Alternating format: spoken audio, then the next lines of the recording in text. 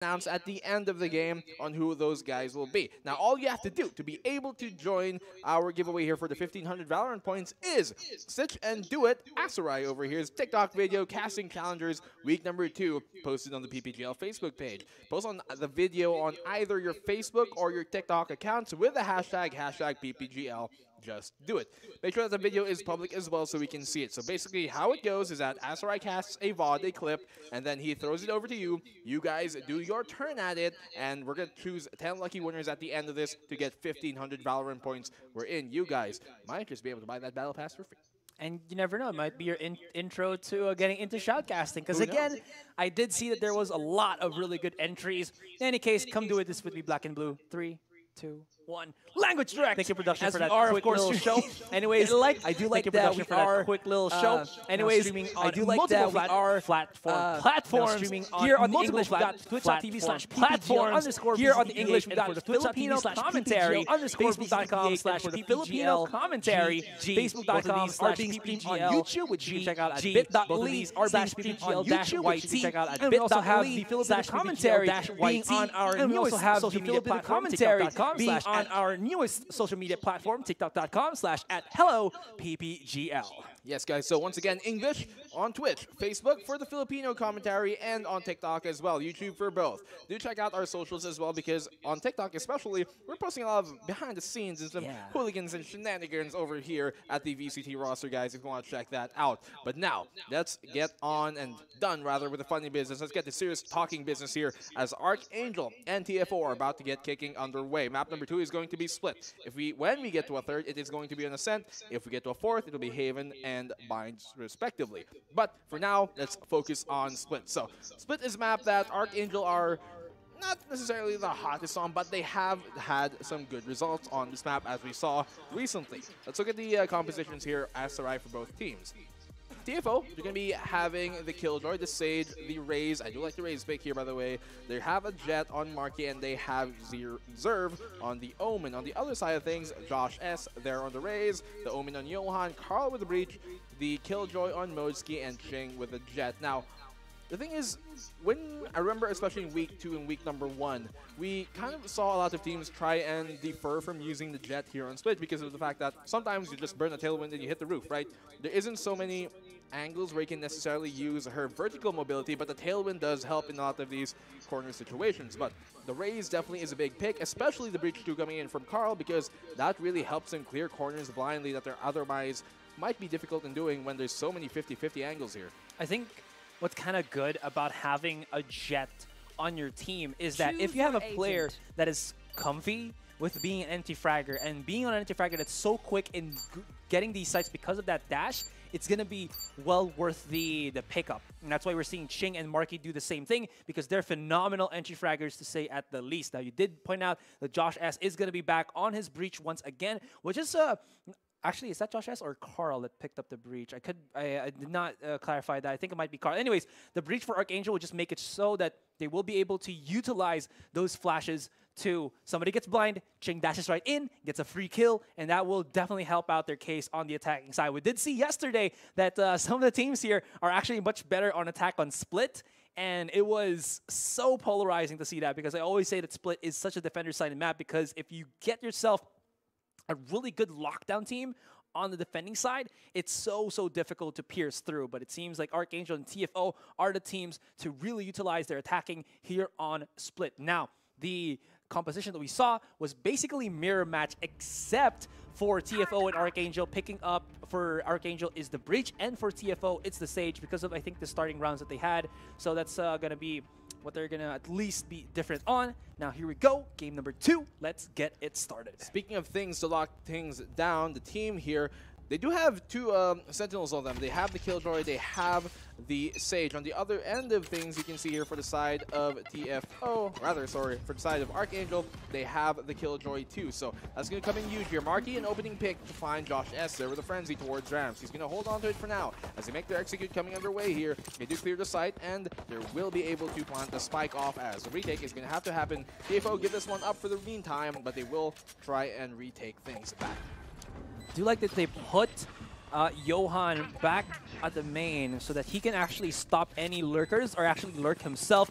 But they are going to be clearing his angle first. They don't see him on the right. They check out the left, and TFO knew what was up. I really like that positioning. Courtesy saving his pain shells, and Ching got to back away. He's not going to be able to get the frag here. And look at this retake from TFO. It's clean as can be. Yeah, Motsky and the rest of the members of Archangel should be able to get some damage in, but at the end of the day, it's going to be TFO to rein in and get the site so quickly and so well cleanly.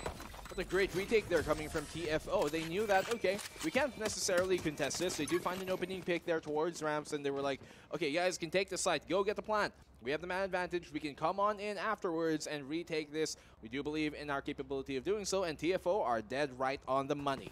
Now here, Archangel are going to be forced once again on the eco this time, not able to buy up just like they did during Icebox, where honestly they were forced to do a lot of ecos. And so right now, Triple Sheriff coming in from the side of Archangel. Their offense is quite spread out right now. You can see there are 2 going towards B main. The other 2 here from the sewers trying to check out what they can find towards mid. We're going to try and pincer out mid. We're in towards the tower. We can see the Sage and the Raze here for the side of TFO trying to hold things down. The wall does come out, and that's going to kind of hamper things a bit for Carl and co. But as that Roomba does drive on by, nothing to be found yet in terms of information. He's going to try and check the close corner.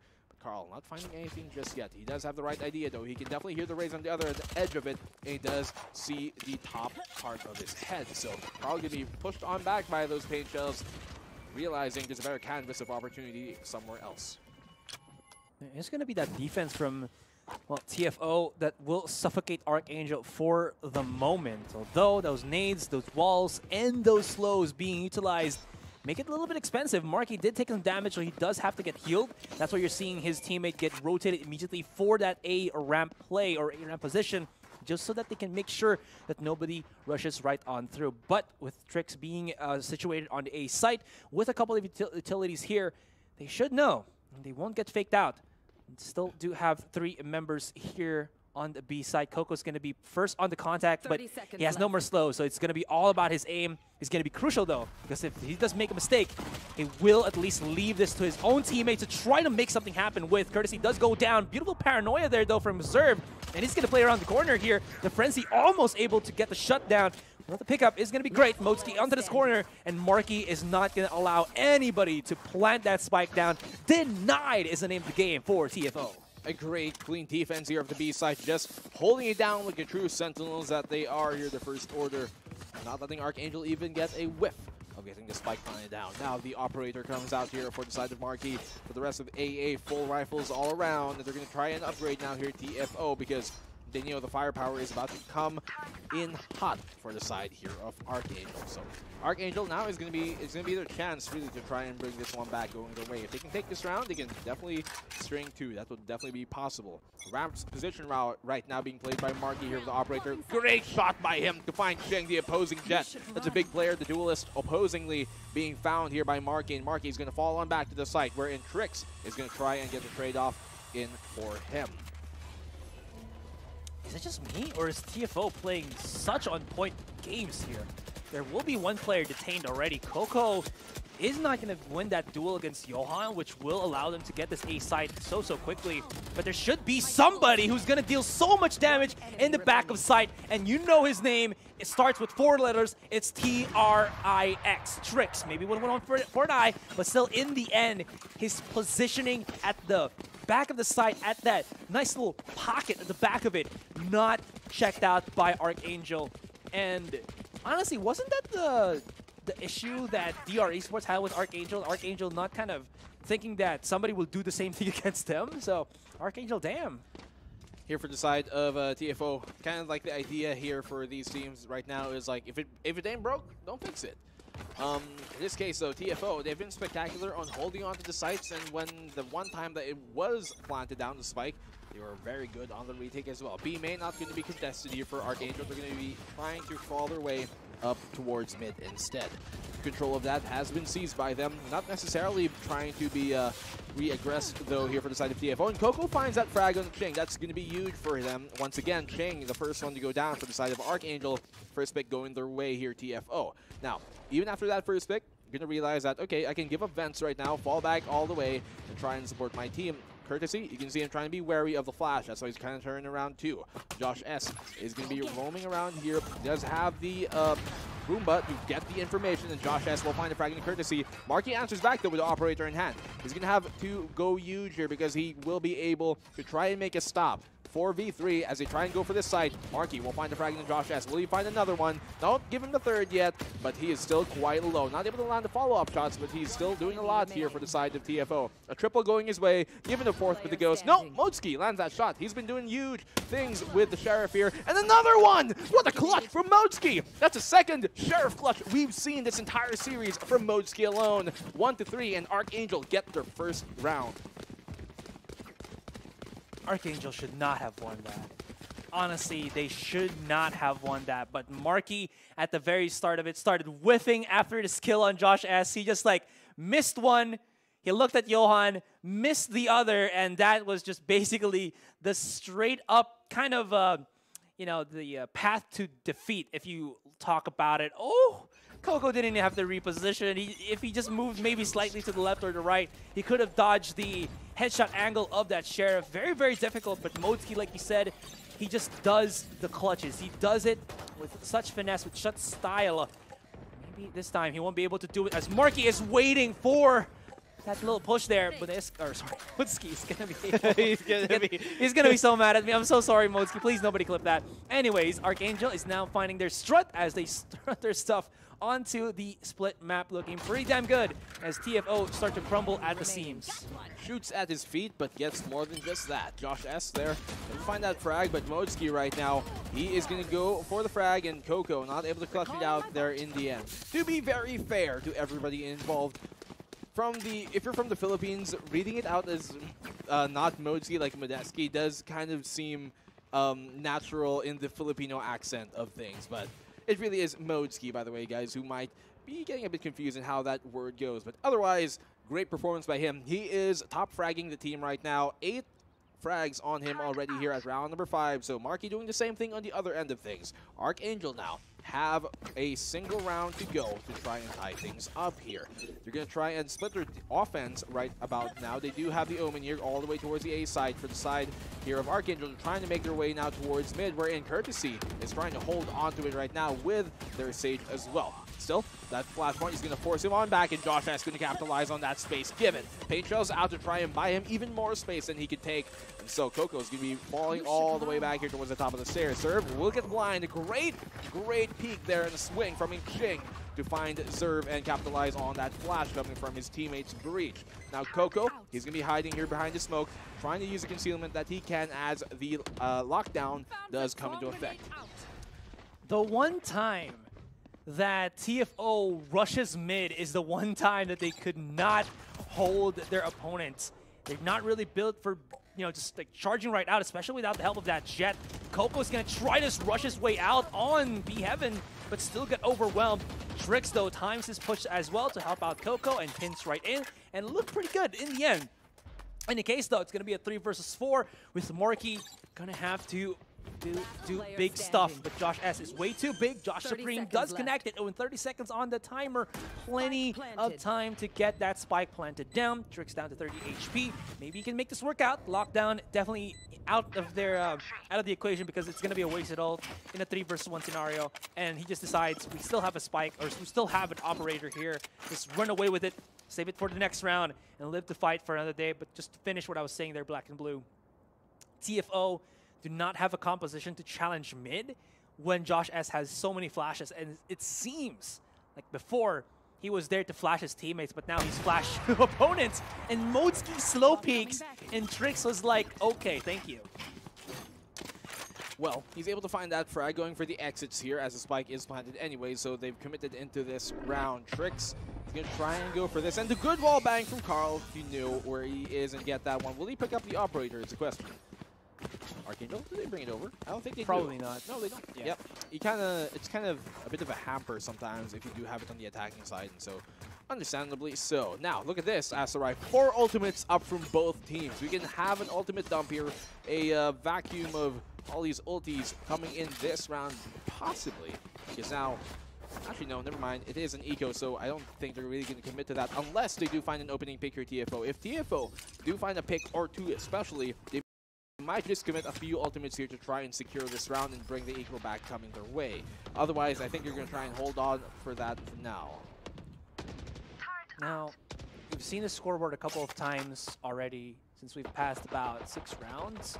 Shing has only 1 kill this entire split game, and honestly, I don't think that's any kind of, how do you say this, like gravitas to how he plays. It's more of like he's there to just die and get that forward control, which is not really a bad thing because you can see Archangel do not make any waste of Ching's forward control here, especially when he dash right in, and does force the defenders to back away first. So his presence is granted. It's not. It hasn't resulted in him getting such a fancy scoreboard, but honestly, numbers sometimes don't tell the entire story. In any case, there's gonna be a shotgun here onto the side. Trix falls to his demise. These flash plays from Josh, whether slow or fast, it just really nets them these nice little fancy little kills. Marky is going to be able to get that close quarter combat as he again optimizes with the Bucky. Coco comes right out as well, but not going to be too good. Oh, timing though from Courtesy could be big, but look at that from top, from B main. Motzki finds one, and Marky left to try to go for the clutch. Vandal in hand, 1v4 though, so it's going to be very difficult for him. No shields either to try and accompany that endeavor. He does at his position really known here, so Marky is going to be in for a world of hurt, especially Josh S is going to end him, and 4-3 on the board. Archangel, if you're looking a lot better now, TFO are going to have an economy to really buy up into this one. They do bring out the operator once again on Marky, who has been doing wonders for them, but he's going to need to do a bit more if they want to come back into this round. So for the side here of TFO, they do only need a single one to come back, Asarai. Operator can definitely show some strategy. We have seen Marky, you know, really aggress here towards the A-long and ramp position, and he has been finding opening picks there.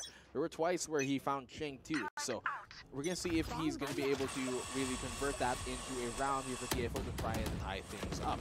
Now, of course, inside of Archangel, they're going to try to be more wary of that, but Courtesy eyeing around the corner, just hiding and waiting for his moment to strike. The rest of the push here will try and force him back those pain shells, but he's not going to take the brunt of that damage too much.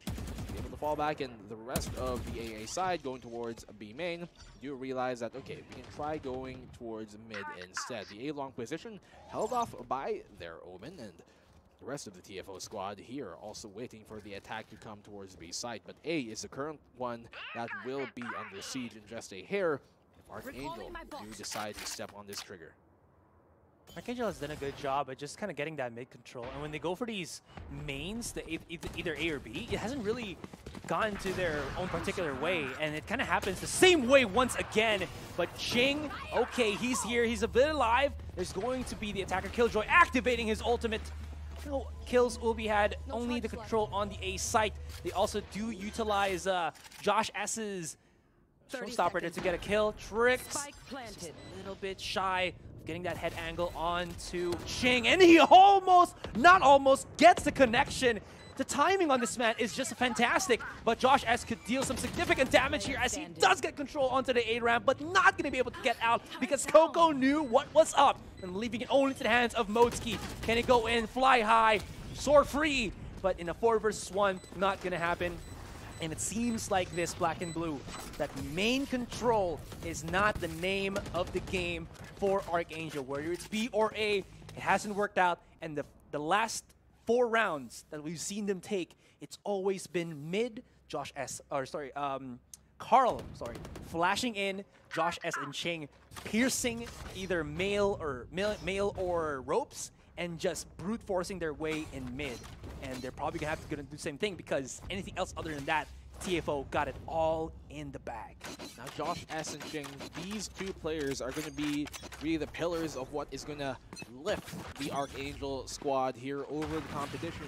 Now, for the rest of the TFO, for the rest of the Archangel squad, sorry, they're going to have to try and enable Shing and Josh S to be able to do exactly that. Marky, oh no, it's going to be very dangerous here for the side of Josh S. But this might just push him out of danger. Yes, he will, but Shing will capitalize on that information given and the space created there by the breach. Good use of that to really flush him out of that corner. So mid control has been taken out by Archangel, but they're not necessarily trying to really make too much out of it because they've rotated now here into B main.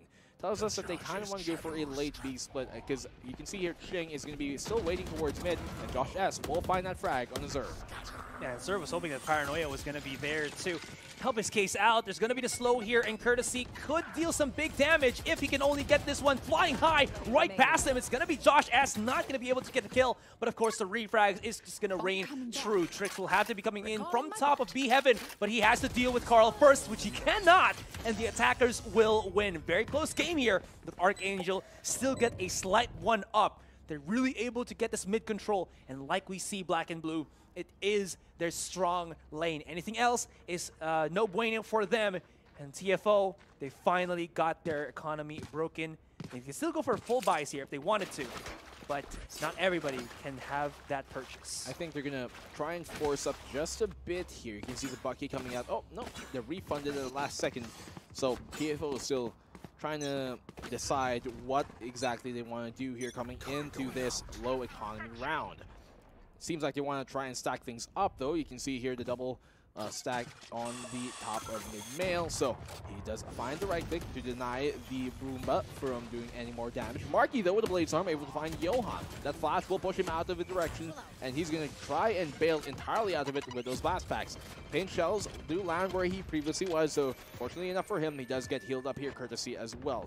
For the side, though, oh, look at this. Oh, the spike. He's going to hold it, too. Will Marky be able to find this? Will Carl even expect him to be in this close corner? I don't think he does. He's not even pre-aiming the corner. Will he spot the foot out? Marky? Yes, a good frag there to find Carl. He could potentially find the second if they do come his way, though. How the heck does Marky get and basically get control of the opponent's spawn here? Now, he's going to get hunted down, but he does have the blades, he does have a Phantom, and he does have full shield. Even though there's 3 members of Archangel going to try to hunt him down, he has perfect timing and the utilities to be able to get the one up here. He's going to be using the smoke to get that one up, and Marky comes out almost with the ace, but it doesn't matter. The damage be done, 30 seconds on the clock, and Josh S has to run for dear life. Now, it's only going to be A or B. That's the only 2 options that he has, but he's going to be showing himself first before anything else, and they should be able to hear the utility. They should be able to hear the boots running into the site. And the noise that Josh S is making, he's going to be corralled here immediately. Zerv goes in with the teleport play, and he backs away with that showstopper, softs him up with the Roomba, but still does get some damage in. They got to be careful because Josh S is such a sick shot. Although, of course, Courtesy, also a good shot of his own. And TFO, I have no idea how they were able to do that, but still, 5-5. They do tie things up here now. TFO, great job there, especially coming from Marky to get a 4K, but in the end of it, still not able to get the ace, but well, damage is done, as you did say. Great job by Marky to go all the way to... Now, typically, when you do see a team control the opposing team spawn, you'd guess, oh, it's Icebox, right? No, we're on split, and Marky's doing it here still. A great endeavor for him, and he really popped off with that Blade Storm, to say the very least. He brought in Storm, and, well, it just didn't have the right forecast to counteract it. Marky, that's his second there. You're going to see him follow up with 2 more, and he did absolutely insane to get those. And Josh Harris just like sprayed through the smoke and got the kill on him, honestly. Marky still had a second or 2 to breathe. He could have probably gotten a 180 turnaround kill onto Josh S. That's the biggest of things there. Flash might be able to blind Marky in time, but they will be walling up first. He's still going to be playing this angle here. Really wants to challenge it, but he is getting spotted out. That itty-bitty like information. Just getting the flush out on TFO. Ching as well as teammate will be coming out here as they, of course, will set up a beautiful use on that Rolling Thunder. Zerb does decide otherwise whether to push up, use his flash there, but it's not going to work out in the end. Marky misses a crucial shot, and you saw this happen, that if TFO and their operator misses those big guns, it's not really going to work out in the end. Beautiful timing to call out that push, call out that flash from Carl. and the utilization of abilities is so well made for TFO. Marky opening pick there. That's a double now for Marky with the operator. He brought it back to a 2v2. Will he find another one? No, Tricks will get taken down, but look at that! No scope coming in from Marky. Great shot by him to find Johan. There's now a 1v1. Switches for the Vandal. The right thing to do here. Carl playing right under the ropes. He does dash on in, but catches him looking the other way. Marky not on the mark this time, as AA do extend now to a single-digit lead once again as we move to the last round of the half. TFO still have a chance to tie things up once again, but look at that. 17 frags for Marky. Look at this shot. Ooh! I'm just going to make some noises here. The follow-up. Ooh! Ooh. That was such a sick, Give him a slick third. play. That was also a quick scope, if I'm mistaken, with the third shot as well. Straight up no scope. No scope? Oh, wow. I actually thought that he scoped a little bit there, but damn, Marky's just so on point. He's like it's another SpongeBob reference. He's feeling it now, Mr. Krabs. Definitely was. Not able to clutch, though, because, of course, there's a 50-50 there. Either had to check left or right. TFO, I don't think they have enough money to buy for everybody, but they are utilizing the people who do have the weapons. It's going to be Marky and Tricks, a deadly combination match made in heaven, but Johan spots it out as he was trying to whip out the knives. Modzki already going to get control on the screen side, and he does have two targets to try to beat down. And there is no one to get detained, and Johan to try to go for all the clutches in the world, and he gets the kaboom boom right into the face as Courtesy trades it up 6-6. And you said it already, they had the chance and they do get it. We've evened it out and we switch the sides. Courtesy there with the Martyrdom at the end of it to get it and post his life. 66 on the board, tying things all up, and this is an equal scoreline as we could have ever had hoped for here. And we move into it. Now, it's going to be TFO on the attacking side, AA on the defense. TFO looked pretty spectacular on the first few rounds of that first half on the defense, but the Archangels now a chance to see what their defensive setup is going to be. Lots of utility here already committed towards holding the A side solo by the Killjoy of Archangel. For the other guys, though, you can see here towards events, the Jet Ching is going to be going up to ropes and ramp to try and fend off any A pushes, but the spike is still closer towards the B side, wherein they're going to be trying to aggress for this ultimate charge here. Josh S successfully able to take that ultimate charge without any hesitation nor hampering coming from the side of TFO. Ching is going to have to fall all the way back on a one-way smoke to try and peek into this ramp position, but Marky is going to be the head of the spear here as they try to take control of the heavens. What can they do here, TFO, to stop it from happening? They make a lot of noise on the A main, but when you get like 5 to 7 seconds that there's still no spike planted down, you know that it's going to be a fake here, a ruse by TFO to maybe bait out the rotations from Archangel. Nice little kill there immediately to start it off, and losing one of the raises to be able to flush out those corners is such a big deal. Trix is going to try his best, damnedest best, to actually get the kill there on B main onto Johan, but it's really not going to happen. Marky still has all of his life as well as a frenzy in hand. It's going to be pretty big for him, but he has to get that initial pick first. He has to stabilize the numbers here. He has to find something, and he does get Josh S. Now in the corner of this smoke. It's going to be the itty bitty. Oh, he spots it. Beautifully done as he just peeks out Carl. Now from a numbers discrepancy to a numbers advantage. It seems like TFO get themselves a nice little advantage, a nice little pick-me-up here in the pistol. I don't like the fact that Archangel have been trying to go, front here to try and square up against this defense, pushing all against them. Marky's able to find a third kill. That's a fourth now here, and Ching does get taken down. I still think Archangel could have brought that back, but the problem was, like, as they were barreling in there to the top of the heavens and the stairs and all into the mail, they just kept on squaring up against them and face-checking this entire push coming in from TFO, and I just don't think that's the right decision to be making right now for Archangel when you're already outmanned and outgunned. So, for the side here of TFO, able to take the opening pistol, and they could definitely string it into a second round in a row. He wiggled his crosshair there. You saw him as like, I'm just, yeah, Carl was so frustrated. He was just wiggling his crosshair in his frenzy. You totally see yourself like reset your hand just by doing that. Exactly. Nice little nade there to clear out a B main. You don't really have to get the kills, but I really do like that they are utilizing these raise nades more than getting kills just to kind of flush out these corners. And sometimes you won't really be able to get the paint shell kills there, but you know what gets the kills? It's the Sheriff. Yippee-ki-yay! As Ching gets that control in Virgin Box, going to be able to get that nice little kill. Modzki is going to be his lonesome, an island in the back of the A site, and they're going to flush him out. It's not going to be Wilson anymore. It's Modzki who's going to be all alone.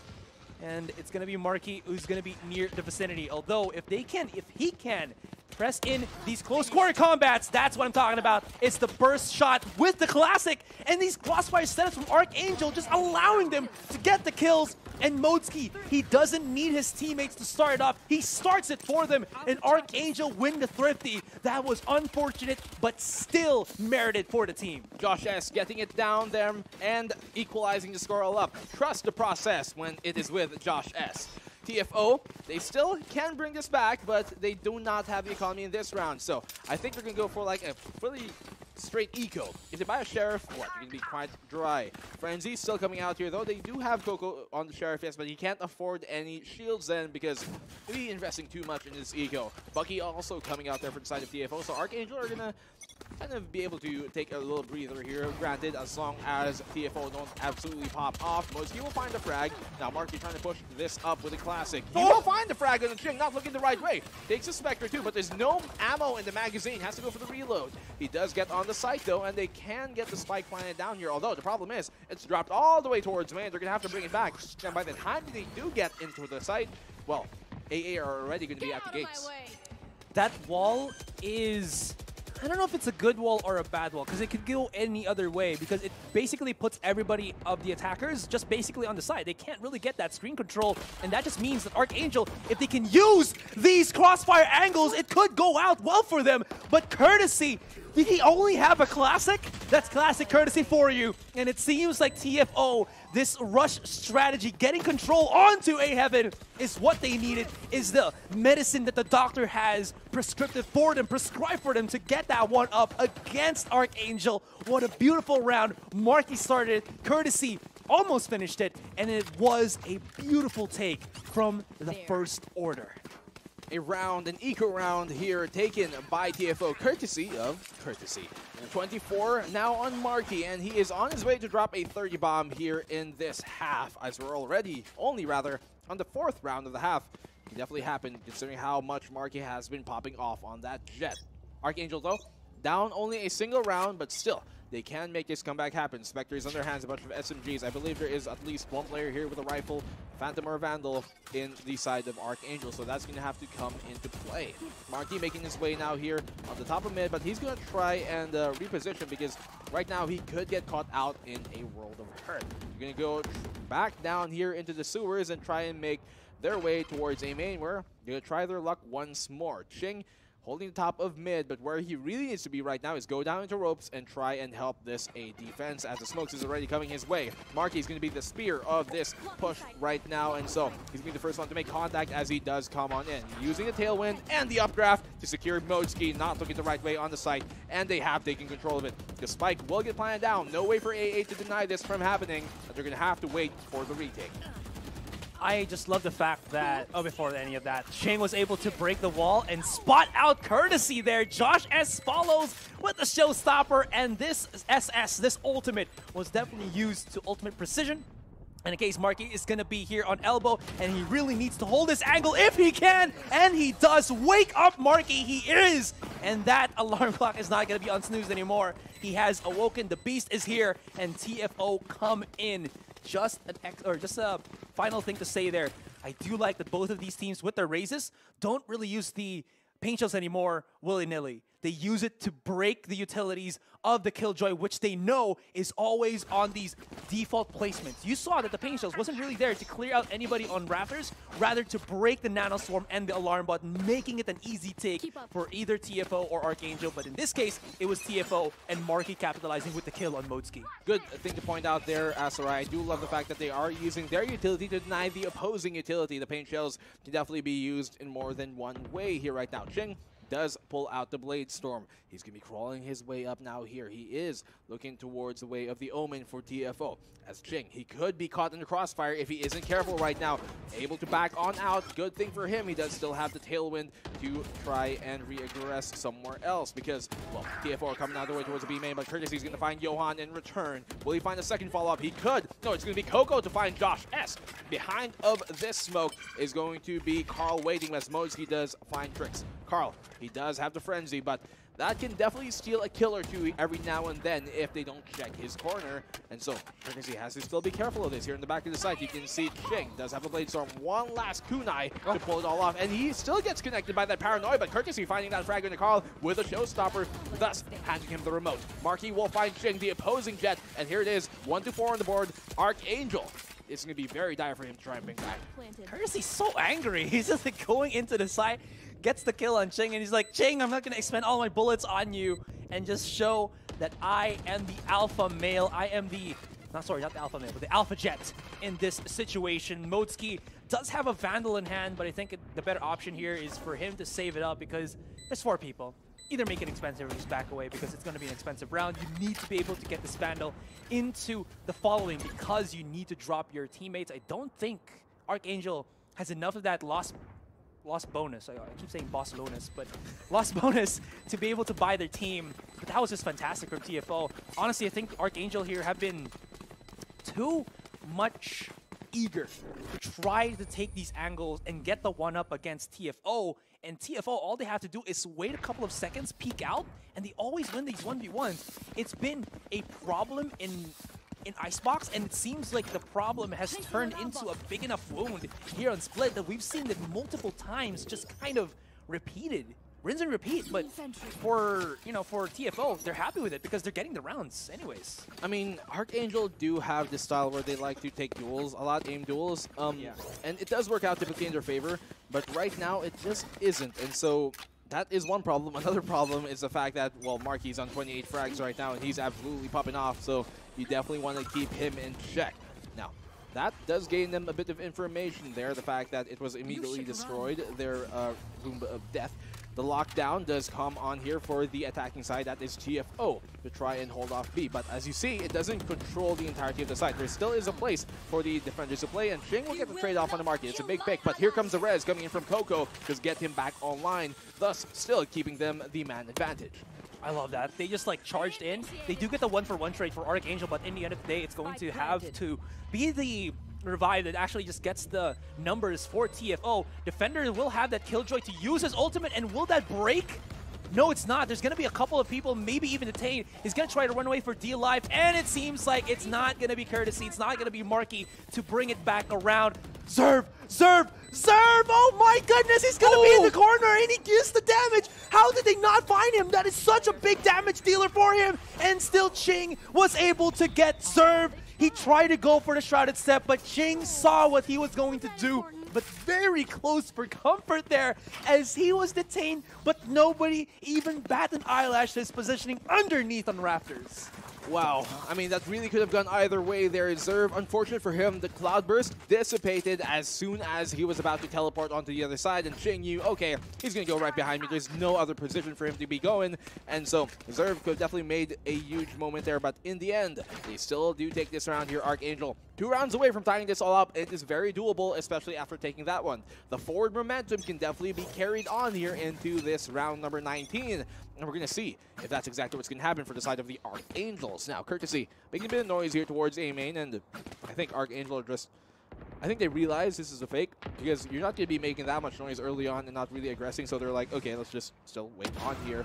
Don't regret to hold on to that because Josh S does find Courtesy the opposing raise in return, and he's going to be like, okay, there goes your fake, there goes your meme team plan, and here now the spike is still towards the B side for TFO, and they, I think, honestly, have perfectly called this AA. Archangel is starting to find their legs here. They're not really behind by a lot with TFO, but the thing about that is they've really struggled kind of setting up, figuring out what they need to do to stop the bleeding into these sites. But getting that first kill taken by Josh S is definitely a step in the right direction, especially when it's Courtesy that's down, because they definitely need the raise nades, because Boombots is kind of like your sentry to get into the sites and give you that little bit of information. Once it starts skidding, you know something's up. Alarmbot will be on top of Heaven here, and he is going to be able to spot it out. Marky's so aggressive, and he really wants to get initial first blood. The thing about that though is I think Archangel are playing such an offensive game here, such a defensive game, but Ching and Modski come back alive. Coco, though, able to get the kill here. Still has to be careful. Crossfire perfectly set up by Archangel. If he peeks out, gets the 1 kill on the other, he's going to be able to at least hold its own, and he's going to be charging right through and miss all the needed shots to take down Josh S. A good enough round for Archangel here, and TFO are starting to lose steam. Archangel a single round away from tying this all up. You can see there Marky at 28 still, Modesky at 20 now for the side of Archangel.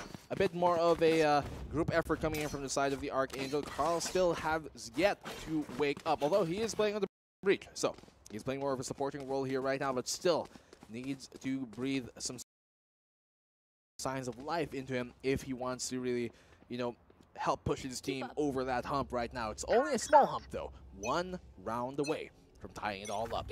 TFO, the spike is coming towards the mid side right now, and Marky not able to land that shot. He's going to try and fall back, but look at that! He's able to trace him down like a hound, and Johan's able to find a double kill. We'll get the trade-off, though, to bring it now to a 3v3. They are trying to track down the remaining defenders here in the B site, but the only ones that are still here are actually underneath them, not where they are currently pushing towards. He's going to be out this. This is going to be the moment for Carl to shine, not because he is the breach, but because he does have the angle and serve. Finally get the shutdown, though. But Coco in a bad spot. If he can get a kill here, it's going to be so good because he can make this into a 2 versus 1 with his own revive. He does have so much time in the clock. He's going to have that reload coming in, but they know they heard him. And Modesky charges through like a shark, smelling his prey in the water. And now Archangel have stabilized 10 to 10. It took them a couple of rounds, a lot of rounds, actually, black and blue. But they're still able to do it in the end. Now the adjustment for Archangel here, as you can see, is that Modesky, stop putting your eggs in one basket. Try to space them out a little bit so only one egg gets cracked. And he does that with spacing out the Nano Swarm and his Alarm Bot in multiple angles on the A site. Tactical pause will be called, and I'm pretty sure that's TFO. Great time to call it right now because, okay, we just lost the lead that we have. Archangel were able to make the comeback happen. What can we do to further, you know, get a stop here once again and continue as we were before Archangel were able to make the comeback happen? We know Archangel are kings of the comeback, and they definitely have proven that they are capable of that here on Split. The thing is, are they going to be able to convert it into a lead and go 11-10 in their favor? It's going to be very difficult because TFO now, with this tactical pause, we know that these guys are super disciplined and they have all the resources they need right now, at least in this very game, all the information that they need to be able to talk things over and really decide how is our game plan going to push on now. See, the spike here is going to make its way again towards mid, and it seems like they kind of want to go for more of an open attacking style, wherein you don't necessarily hard commit to one lane just yet. You look for the information, you look for an open avenue of attack, and we're going to see where we're going to try and aggress. So it tells me TFO right now are still trying to talk things over on what exactly is the plan of attack, because if they have decided by now, they'd probably be all together. But what can they do, though? What are Archangel doing right now differently that TFO haven't, and what has been gaining them this way to make the comeback happen? Well, right now Archangel, they have been doing a lot less of what we were telling them kind of not to do early on in the game, because you saw earlier in the first half, they kept on face-checking things that they really did not have to. We saw in the very start of the second pistol that they kind of squared up against fights where they were obviously outmanned and outgunned. And this time, Archangel have finally gotten that discipline back that we know that they are capable of. And now as we get the round going once again, round number 21, we're going to see if that's going to continue on here even after the timeout. Oh, that paranoia play is so filthy from Marky. He does it once again.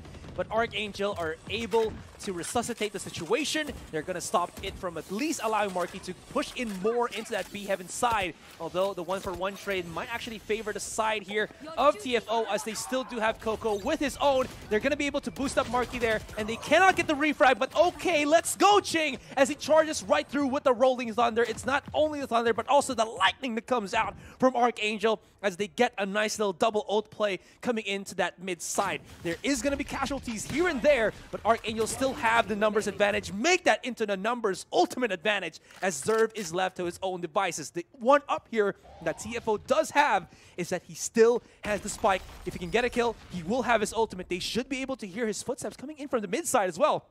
But the thing about that, though, is it's a Killjoy, a and 2 other members. So one side will be immediately locked down. He has to get a kill first and foremost, but not having a paranoia is going to be so difficult. But if it's somebody who can make the clutch, it's Zerv. And Zerv, once again, is able to prove himself worthy to be called a member of TFO. The 1 versus 1 here, black and blue, and Modzki is coming for the rotate. Spike now is planted, and he's going to be playing here towards the back of the site. Does use his ultimate here for the information, and does reposition now here towards B main. It is planted for him, mind you guys, so he does have the angle to really work with here. The turret is placed, so he doesn't have to further think about coming in from spawn, but here he comes out. B main peek. Is he going to win this fight? Not going to stick it, but there it goes. Serves this up on the silver platter once again. That's a double clutch for him in this map, and Modzki is taken down first. They start off here with the Rolling Thunder, following up as well with the Blade Storm crumbling on down, but in the end, it's going to be Zerv for TFO to clutch it on out. Marky dropping a 30 bomb already, and we have a game on our hands, ladies and gentlemen. Oh, man, I just gotta add that I think we have the game in our hands, like at the start of this second game, because it's been such a back and forth conundrum. Ching still has an operator here, peeks it right out and spots out Coco. Step in the right direction for Archangel as TFO loses one of their big mans. Having a Sentinel is really going to help their case here, but they have to go into the site dry and raw as Marky comes in. Ching still able to connect onto Courtesy here, and he needs to get shut down immediately. Finally, they do get the man up, but they still have to figure out where the others are here in Archangel. Marky is into the corner, knows that Modzki is right there, and Modzki comes out with the fury as Zerv and Trix are shut down. And Modzki, it's not only going to be Zerv that does the 1-up, it's also Modzki for Archangel. And that 11-10 immediately drawn back, 11-11. What a shot coming in from Modzki there. Check this out. I mean, he was in a bad spot, to be honest, and then he just like backs away, spots out the 1, 2, and the third punch. That was such amazing plays, amazing hold coming in from Modzki. The 1-2-3 combo there from Modzki, not able to pull it out in the round prior, but there, as you saw it, able to bring it back for the side of Archangel, tying us all up once again. Whoever takes this brings us to match point right now, so it's going to be very, very close. Both teams are going to try and fight now here for this B main position, where TFO are currently crawling their way up. A bunch of pistols is all they've got with. So it's going to be very, very difficult for them to try and take these long-range engagements. Marky does take the ultimate charge and backs on off. They're going to be filtering now here their way into mid. We're in. Ching on the side of that. Not able to land the shot with the operator, but does re-aggress here towards the male. Marky does put the Cloudburst down and does as well hop into the ropes where he can try and see what he can tie up here for the side of TFO. Modzki having so much information that everybody's coming around.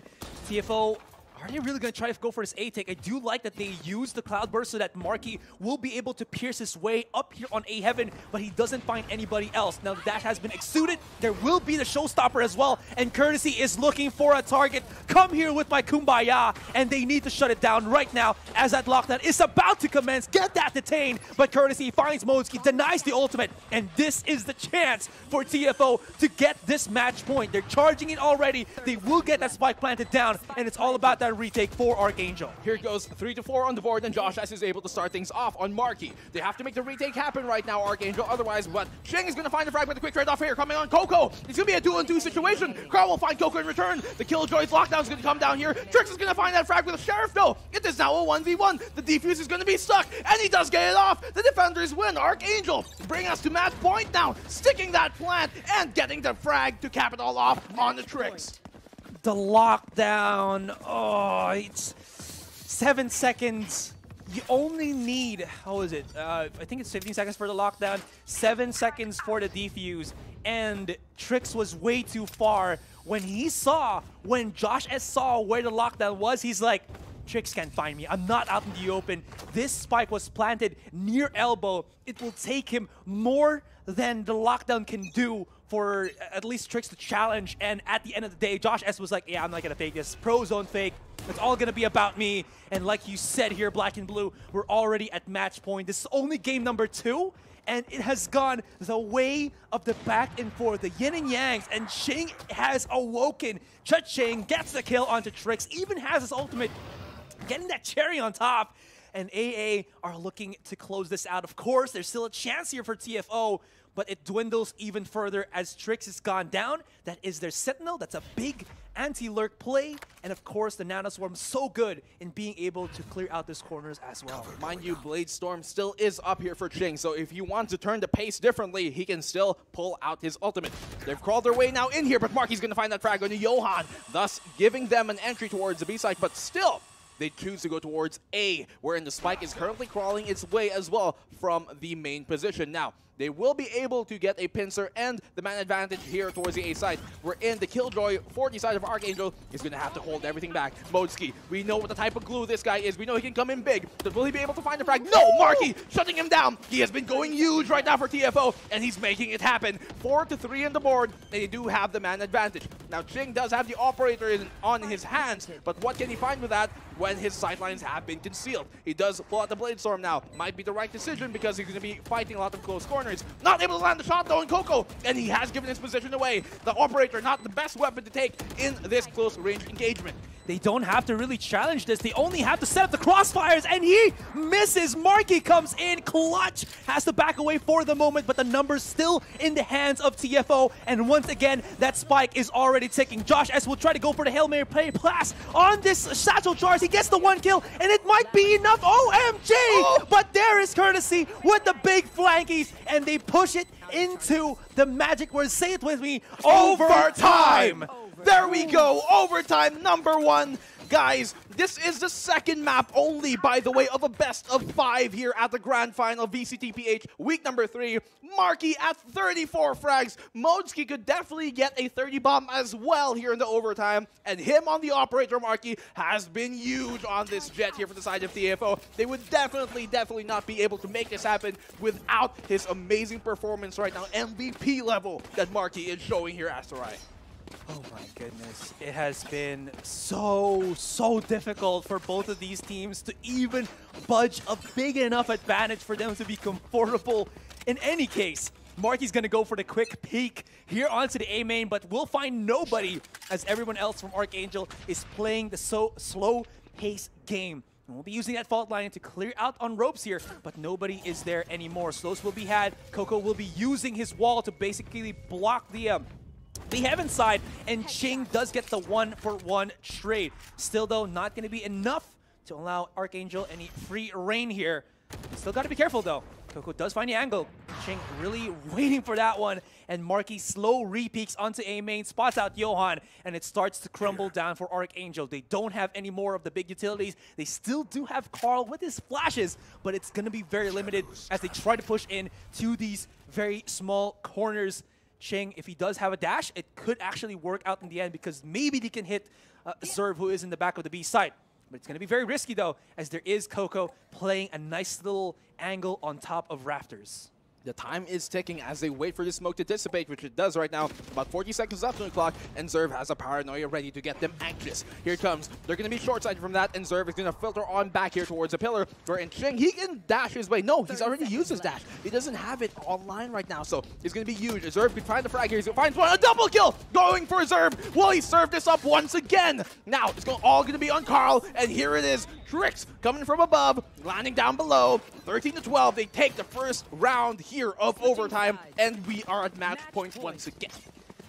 Here's to the doubters, to the predictions of the panelists, to the casters as well. We all thought Archangel was gonna fly high, but it seems like the First Order, they're not even in the heavens anymore. They're in the galaxies, searching far away, and they're already soaring through so efficiently. My goodness, of course, this is overtime. There is money for Archangel to buy back out, but the momentum definitely in the hands of the TFO boys.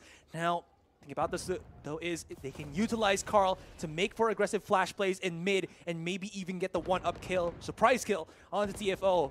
You know, they know. So that's why they're backing away here ever so smartly, waiting for these utilities to burn out just yet, because they do have a full 2 minutes before, 2 minutes before they need to make anything happen.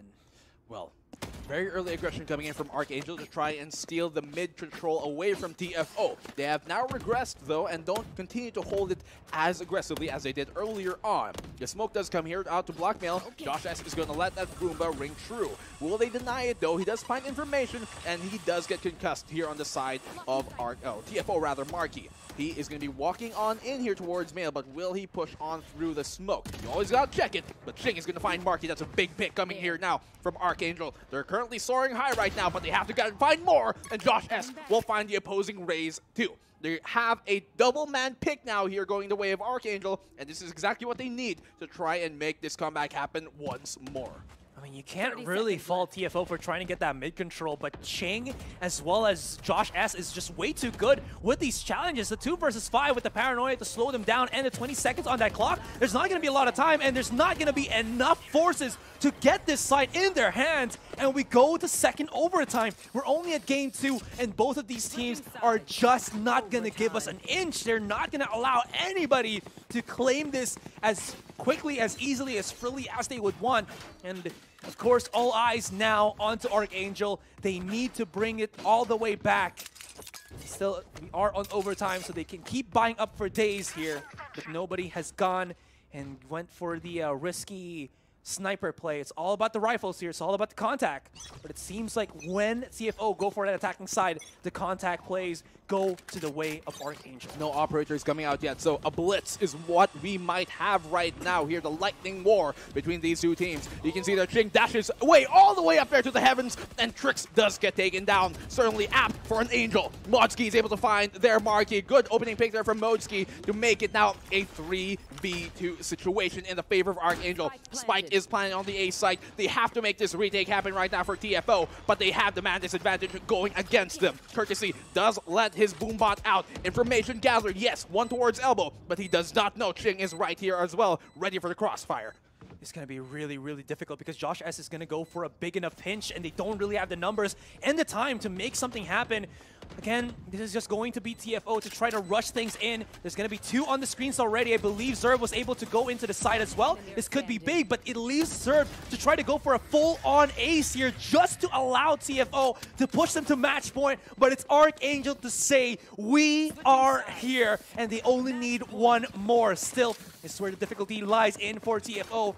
Will they push this to third overtime, or are we going to have our victors for this second game black?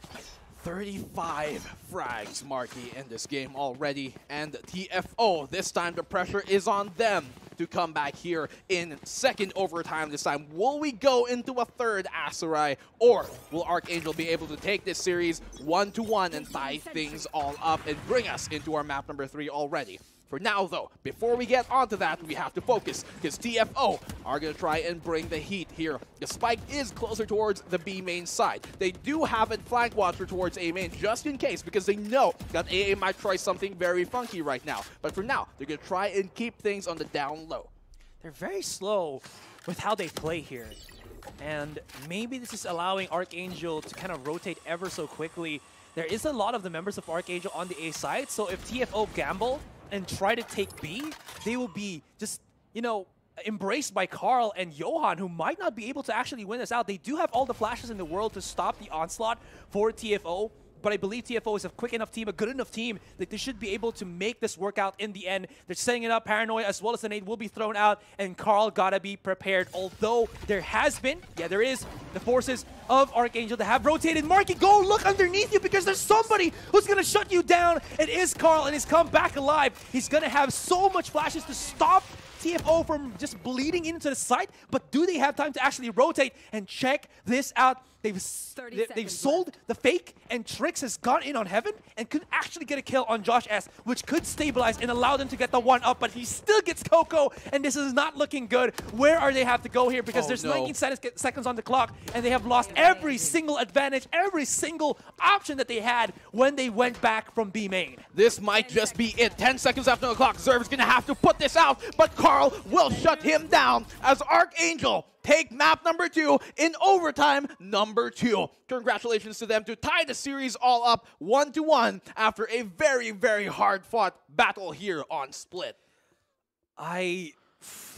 I mean, we were getting pretty hyped already for that second game, but honestly, that last round on the second overtime was a little bit anticlimactic there for the First Order. I like the play that they did, but they kind of sold it too much. When they went into the B site, I think what they should have done was to time the dash in as well as the paranoia before they went for the smoke, because once they saw the smoke on B Heaven, they were like, yeah, you're going to come to B main. Yeah. And then Carl was just like, put out the flashes. Marky did not check out below him. He got blasted away. Marky could not get the kill onto Johan, which actually was a pretty important frag, and it just went downhill for the First Order right there. Not saying that First Order did a not good job on Split. They did a fantastic job there, but it only came in to the final moments. They needed that small push from Marky. They needed that little bit more of coordination, and they did not have it when Archangel was starting, or actually was already heated up. And now we're looking at the 1-to-1, and it's looking so neck and neck between these teams. Very true. Things could have definitely gone the other way there, if not to put it on him because he did spectacularly, because if Marky swung earlier, it might have went the other way. We could have almost gone to a third overtime, guys. But still, we are only on map number 2. We're going to be moving to map number 3 in just a bit. So don't go anywhere, guys. We have an intense battle here for the slot of the 2021 Valorant Masters to come up. TFO versus AA. Who do you guys got? Let us know. But we'll be back in a hair.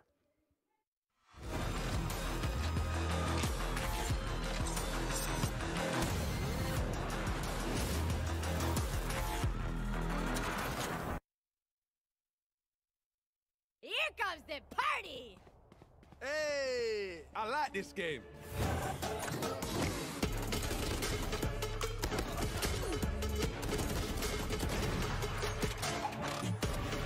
Enemy spotted.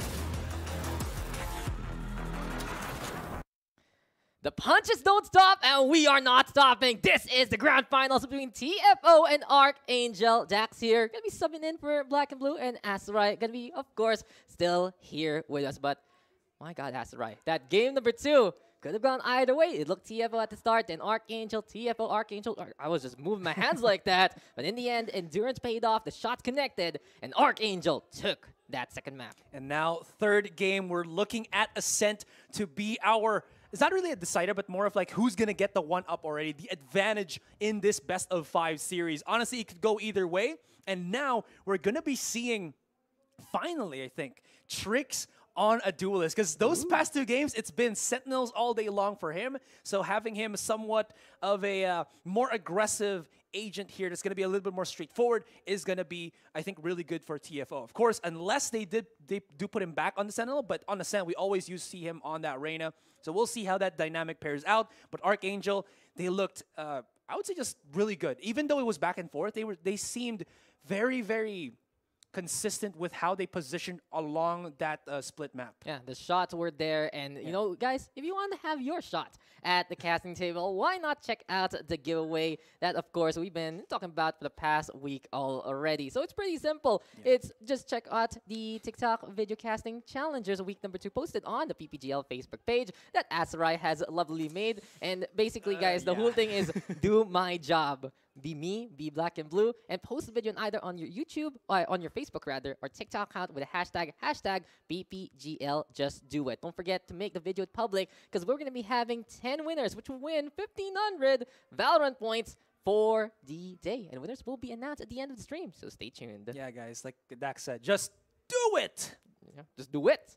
With Just do it. Mr. Do It himself, Mr. Asarai. And don't forget also, we have different languages for our broadcast. And when I say that, I mean 2. You are at the English broadcast right now at twitch.tv/PPGL_VCTPH. But you can check out the Filipino commentary over at facebook.com/PPGLGG or at tiktok.com/@HelloPPGL. Both broadcasts are also live on YouTube. Just go over to bit.ly/PPGL-YT for that choice. And we're just happy to have you here. Yeah, and honestly, it's been just fun just seeing the comments right now. Very hyped about this particular match. I know, again, that coming into week 3 here from stage 1, not Bren, people were asking, where's Bren, where's Bren? But I'm so happy that the viewers are being introduced to the other teams that we have here in the Philippines, because I think that's the one thing that we lacked, is a little bit more knowledge, or kind of like, here we are, guys, the other really good teams in the Philippines, and we are being treated to a show. Archangel is Archangel, and the First Order is showing that they're not just a team that can go through the qualifiers, through the playoffs, they're also a team that can get into the grand finals. And here we are able to stand toe-to-toe as a Titan, and here we go, Ascent, third map. Ascent is the way to go, and TFO and Archangel, a bit of a fairy tale story for both of these 2 teams. Sure. TFO, they've struggled to make it to the playoffs, still week number 2, and then they've really had their Cinderella run this week. Archangel, in the meantime, a little bit of that underperformance at the very start, but then they made it to the grand finals last week, lost only to Bren. But the thing is, this was the map they took away from Bren Esports. And we all know how strong Bren Esports is. They are in the master slot for good reason. #1 team for good reason. And it's just going to be very interesting, because TFO is challenging Archangel on a map that they have proven to be strong in, because this is their map pick. It's going to be very interesting. I think we're going to go into this map as into a 50-50. Even though, like you said, Archangel was able to beat out Bren here, I think TFO plays along the lines of Archangel, where they don't really need that information like Bren does to kind of understand what they have to do around the map. There's a team that likes to take the initiative and always get that initiative with the talent that they are able to accompany it with. And again, like I said, having tricks now on that Reyna will maybe give that next edge, or that other edge that the First Order need to get this advantage once again in this best of 5 series. Yeah, the First Order, they play tricks on a duelist when you see Coco playing the stage. But now, since they want to be playing that double duelist setup and you got Coco back on the Killjoy, then pretty much that will be the configuration of choice for the first order. But one more thing about TFO, they're very confident still on the center. Second favorite map after what we saw a while ago on Icebox. Fun fact, we've been talking about it from in the chat. 100% win rate for TFO in the in the Philippine scene on that map. So that's why it does get banned against them in many different turns. But Archangel, no slouch, they were able to defend their home turf there on Split, and maybe because of that endurance test, they might be able to take ascent as well from the side of TFO. Here we go, guys. We are going to be getting into the action. You are tuning on in the VALORANT Challenge Philippines, stage number 1, week number 3, to figure out who will be joining Bren Esports to VALORANT Masters. Archangel going to be defending TFO. The first order going to be attacking. And here we are back in the skies, because the sky is the limit for the series. Ooh, what an incredible series we have had. It's not even halfway done. This is like the middle game for this entirety, and I feel like now that we're going to be able to push this into 5 straight rounds. We were talking about who is the first order. Of course, we already know who they are. It's the remnants of the CTNX boys, and then some. Marky is going to be charging right through here, but Johan spot out Trix, who was a little bit too eager to try to go for the challenge, and maybe TFO, biting more than they can chew, has to back away for the moment. They do get the refrag on Ching, which is a step in the right direction, but the thing about that, though, is TFO are hurting a little bit here as they try to get that mid control, maybe going into the B side. And the Killjoy, though, set up here for Archangel. And Modzki, he has been the man to watch out for. Give him a gun, he will shoot your head. The Sheriff clutches have really been the biggest game changer for Archangel. And honestly, if you didn't see that timing there from Modzki on Split, we wouldn't be seeing a 1-to-1 scoreline. But here comes TFO already on site. Archangel, in the meantime, looking for that collapse. And Josh S does get 3 sneakily done in. And Archangel now with the first point on the board after the pistol. They couldn't get Modzki. If they got Modzki, there wouldn't have been any pinch, and the first order could have set their attention towards the B stairs. In any case, that was just great from Modzki not charging out till he needed to, and he waited for Archangel to come in, because even though there were the smokes set up for TFO by TFO on the B side, it still wouldn't really have stopped Archangel from just rushing right out, which they did. Perfect pinch play, and they do get this nice little start on the pistol. Now, Ching is going to be charging in on True here with the Ghost, but he needs to hit the shots, which he cannot, and that will supplement Trix with a nice little top-off on his Devour. Johan got to try to push out here with the Spectre, and he is challenging, but he might be losing here as he needs to back away. Trix finds Josh S, who was being a bit antsy on the top mid area, and now, from what looked like to have been a nice little round win for Archangel, the tables definitely have turned. TFO punishing Archangel immediately. Turret up top that mid link. Beautiful shots there from Trix and Marky. And in the end, it will be Archangel having to play on the A main rather than the site itself. But Johan with the lineup does get 3. The power of the Spectre is unmatched in this firepower round. SMG. Johan can actually even net himself a 4K. Is he going to get the ace? It's all the way on Market, and Modzki is going to say, go for it, take it. Now, Coco could actually do some damage here with the Sheriff as well. 4 bullets left into the chamber. It's going to be the pistols, and he does get the 1-up. And this actually becomes a digestible round for TFO. But the thing about that, though, is 30 seconds, no time, and no spike in the hands of Coco. No, Coco will have to just go insane as per usual. We'll see, though, the turret gonna be saying hello to Johan, but no, it's an ace for Johan. Just too many bullets, Mr. Asteroid. When you have a full octagon like that and see people lining up 1, 2, and 3, then you get the ace. And Johan doing an incredible job in his hold. The rotations are really good. And Johan is a player that not only knows how to control them with smokes and blinds, he also knows where to position. And immediately, as the swing comes from TFO, they couldn't go for the crossbar. They couldn't go for the shots at the same time. And Johan takes care of business and survives with half HP, even waiting it out by the wine cellar. And the 4th dare to go. Be strong, Omen. That could have been a worse time for Archangel there, but you know, a little bit of step up from their players, and that is all that they need. Yonghi takes on Johan, able to get himself that nice little ace play, ace highlight. You don't see him doing that every day. He can hold his own. He's a great player, but that definitely didn't need to, you know, in these past games that Archangel has had because of Ching, Modzki, and Josh S. But you know that Archangel is a bunch of superstars, and Josh S, he says, no, it's not only Johan, it's me. Don't forget about me. I'm Josh S, I'm here. But Trix is like, I, Lear, Sauron, push in, bullets, win. Unfortunate. One-word statements, truly. But the thing is, Boombot, go bye-bye. And then his life, go bye-bye, because no gun whatsoever. A little bit of that baby talk there, but this has just been quite the mature matchup between these two teams. They're really showing how they've grown as these two rosters have found their way to the grand finals. Redemption arc for Archangel, Cinderella story for TFO. Out-aim, out-game, out-brain has really been the motto of these two teams. And Johan, though, just the angles yet again, he is controlling top mid like it was his baby and more. It really goes to show this A side is something he understands very, very well. Courtesy, though, going to be planting that spike down. But TFO is down by 1 into the numbers, make that 2. And speaking of 2, it's a 2-man advantage here for Archangel as Zerv going to be hiding down below. It's going to be very tricky because, I mean, there's going to be so many angles. I don't think they even know where Johan is. So they might be looking towards A main, and they don't know these kind of pseudo pinch plays angles that Archangel can play. Now, it's going to have to be Courtesy to try to make something happen by his own. And I do like the trades coming out, and Zerv is the one to try to make it work for TFO. But in the end, there's just way too many. Though damage be done to Archangel here, there's going to be enough time for Johan to get that spike diffused, and they still have not gotten around. TFO are struggling where they are. Yeah, damage be done indeed to Archangel, but they can shrug it off because they're going to be having the money to buy the guns that they would like and then some in this case. In the meantime, TFO down by 3. That blue streak money, though, might give them a bit of the edge if they do want to force things out.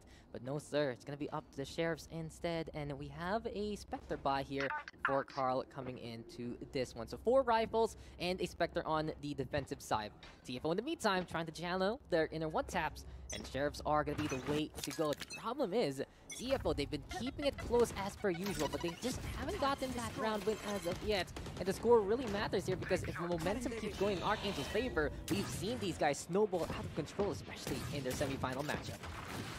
They're a very scary team. That's like the TLDR of that one. It's just so hard to deal with Archangel when you allow them to just, again, spread their wings a little bit more. Ching is doing the Ching things. He's back on his jet, and you know that he's going to be able to just hit these shots and always challenge for the angles. He's always going to try to make that advantage for Archangel here, but he also has to be aware because Strix, he's on a Reyna. If he can hit the shot with the Sheriff at that long range and get a kill, you know that's going to be a heal, maybe even a weapon picked up, and then that starts the downfall of Archangel here. Still, no kills will be had, but the First Order decides to try to set their eyes on the A site. There is a little bit of an angle here for Johan to make something happen, but nobody else is on the A or Heaven. So if they can separate the members of Archangel here, they might be able to deal some damage. Nice little paranoia play. Ching is back into the corner, but are they going to be able to get the kills? Archangel, they're missing all the shots. They're taking damage though, but no knockouts have been done. Yeah, they're praying to the gods of random numbers. Unfortunately, it's just not connecting. They have done some damage though, and Ching now does get rid of Courtesy, but no Zerv is there. 2-for-2 trade though, Marky putting the mark on, but Johan right now and Carl come on in.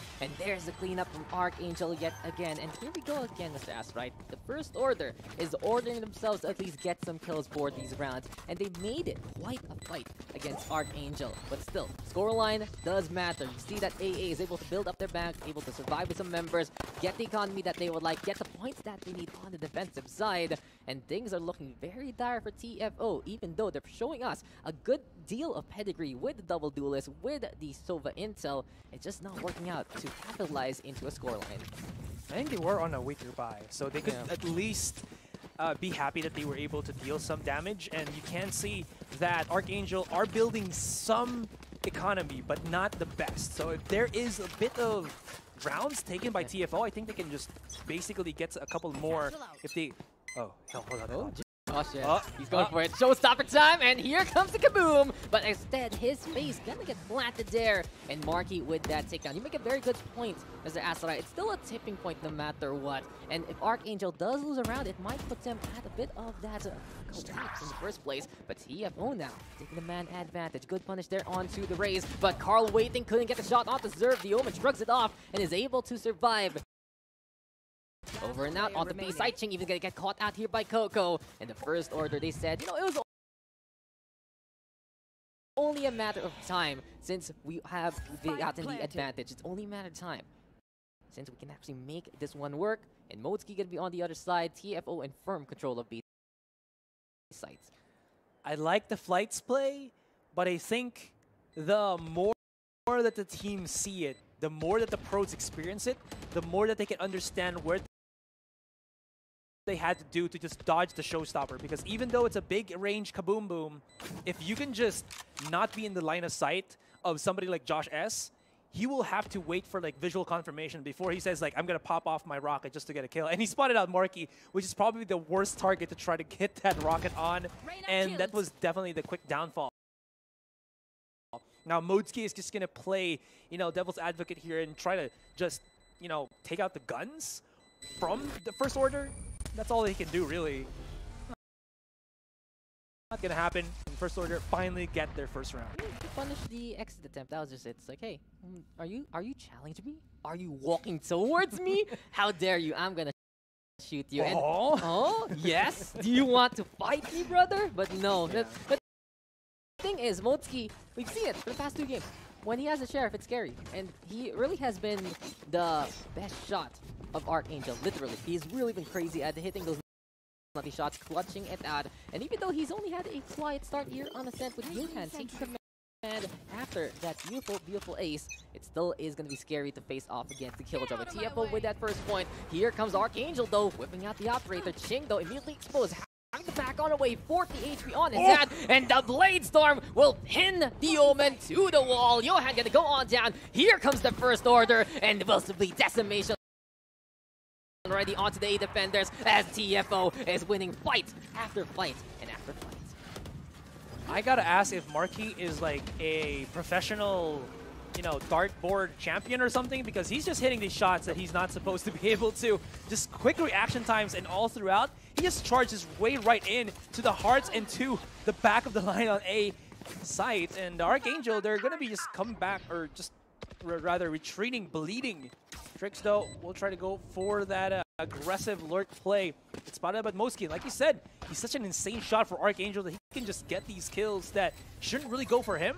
But at the end of the day, there's too many factors for Archangel to try to go for that retake, and all they can really do is save the weaponry here. It's going to be big, though, because it's not only the Vandal, but also an Odin that's going to be left in the hands of Carl, which will allow him to really lock down B site. And just, again, like I said, every wall in B Ascent, B site in Ascent is bangable if you have a high enough penetration. Exactly. And you know, just the fist of the Odin able to destroy any single thing in the world.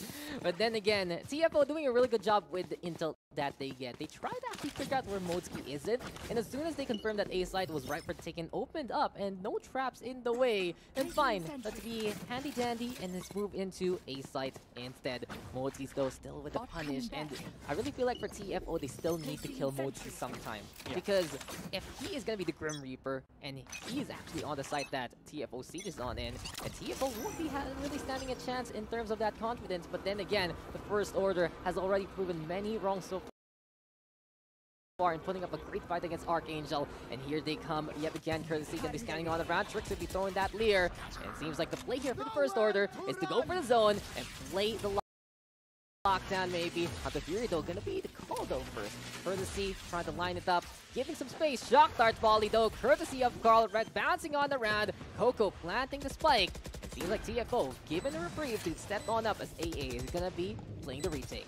Big flank will be coming in from Josh S. Trix will be on that first contact. If you can see it in the back of the B main area there, and Josh S finds Trix. What's gonna be good about that is that he was only on the Sheriff, and he does the Yippee-ki-yay. Here we go.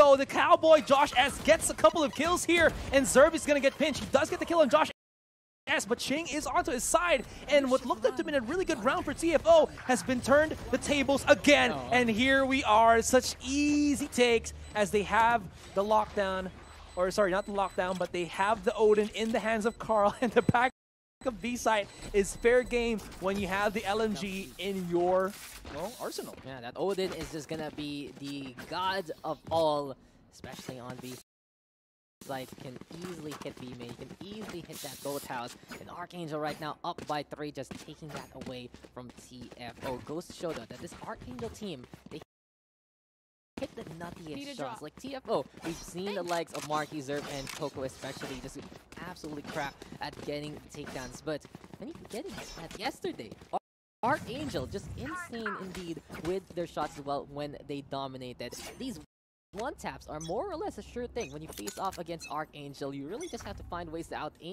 them or out-frame them. And in this case right now, AA got the flank, got the kills, and took that point away, giving them the momentum back in the favor. And yes, Carl. That's right. A while ago, all-star match, Carl. He was just playing the Odin, and apparently practice face off. We're seeing it right now. He has to be careful though, and oh, you're gonna go again with the Odin. It's spraying down. Will he just pellet it with all of those bullets? Yes, he can. Too many bullets, not enough life. Marky and Trix right now fighting back on the A site, but DFO is still down by one member. Trix does have his Empress, so he can use it to impress us.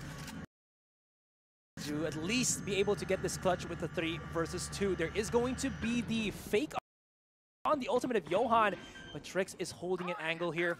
Should be able to hear something, and Trix is unleashed. Now he'll be activating his own ultimate there, but Carl drops dead. Or sorry, Carl drops Coco dead.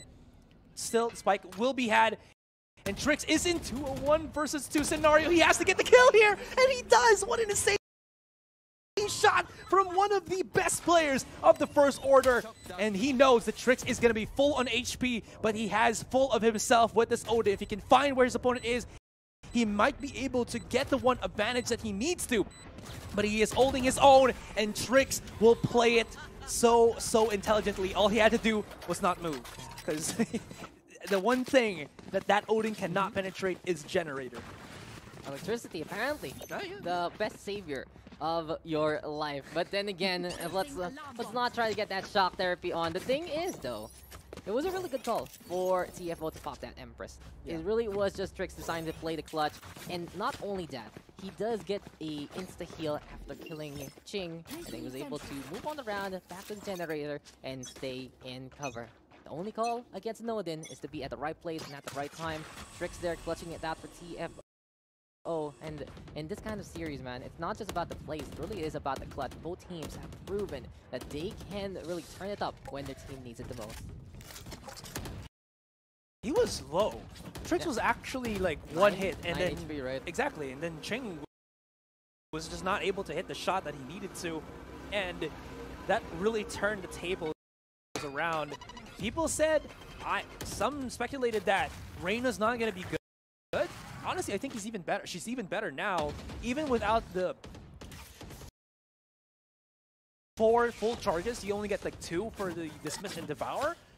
You're able to activate the orb if you get an assist hit on your opponent and your teammate gets the kill. That has always been like the caveat of Reyna's. It's like, dude, you got my kill, I can't get the heal up. But now, dude, you got the kill, I can get my heal up. Yeah. So it really helps out in the end. And when you have your Empress, everything just goes down to toilet for your opponent, because like you have everything unlimited if you can get those kills. Unlimited orb works,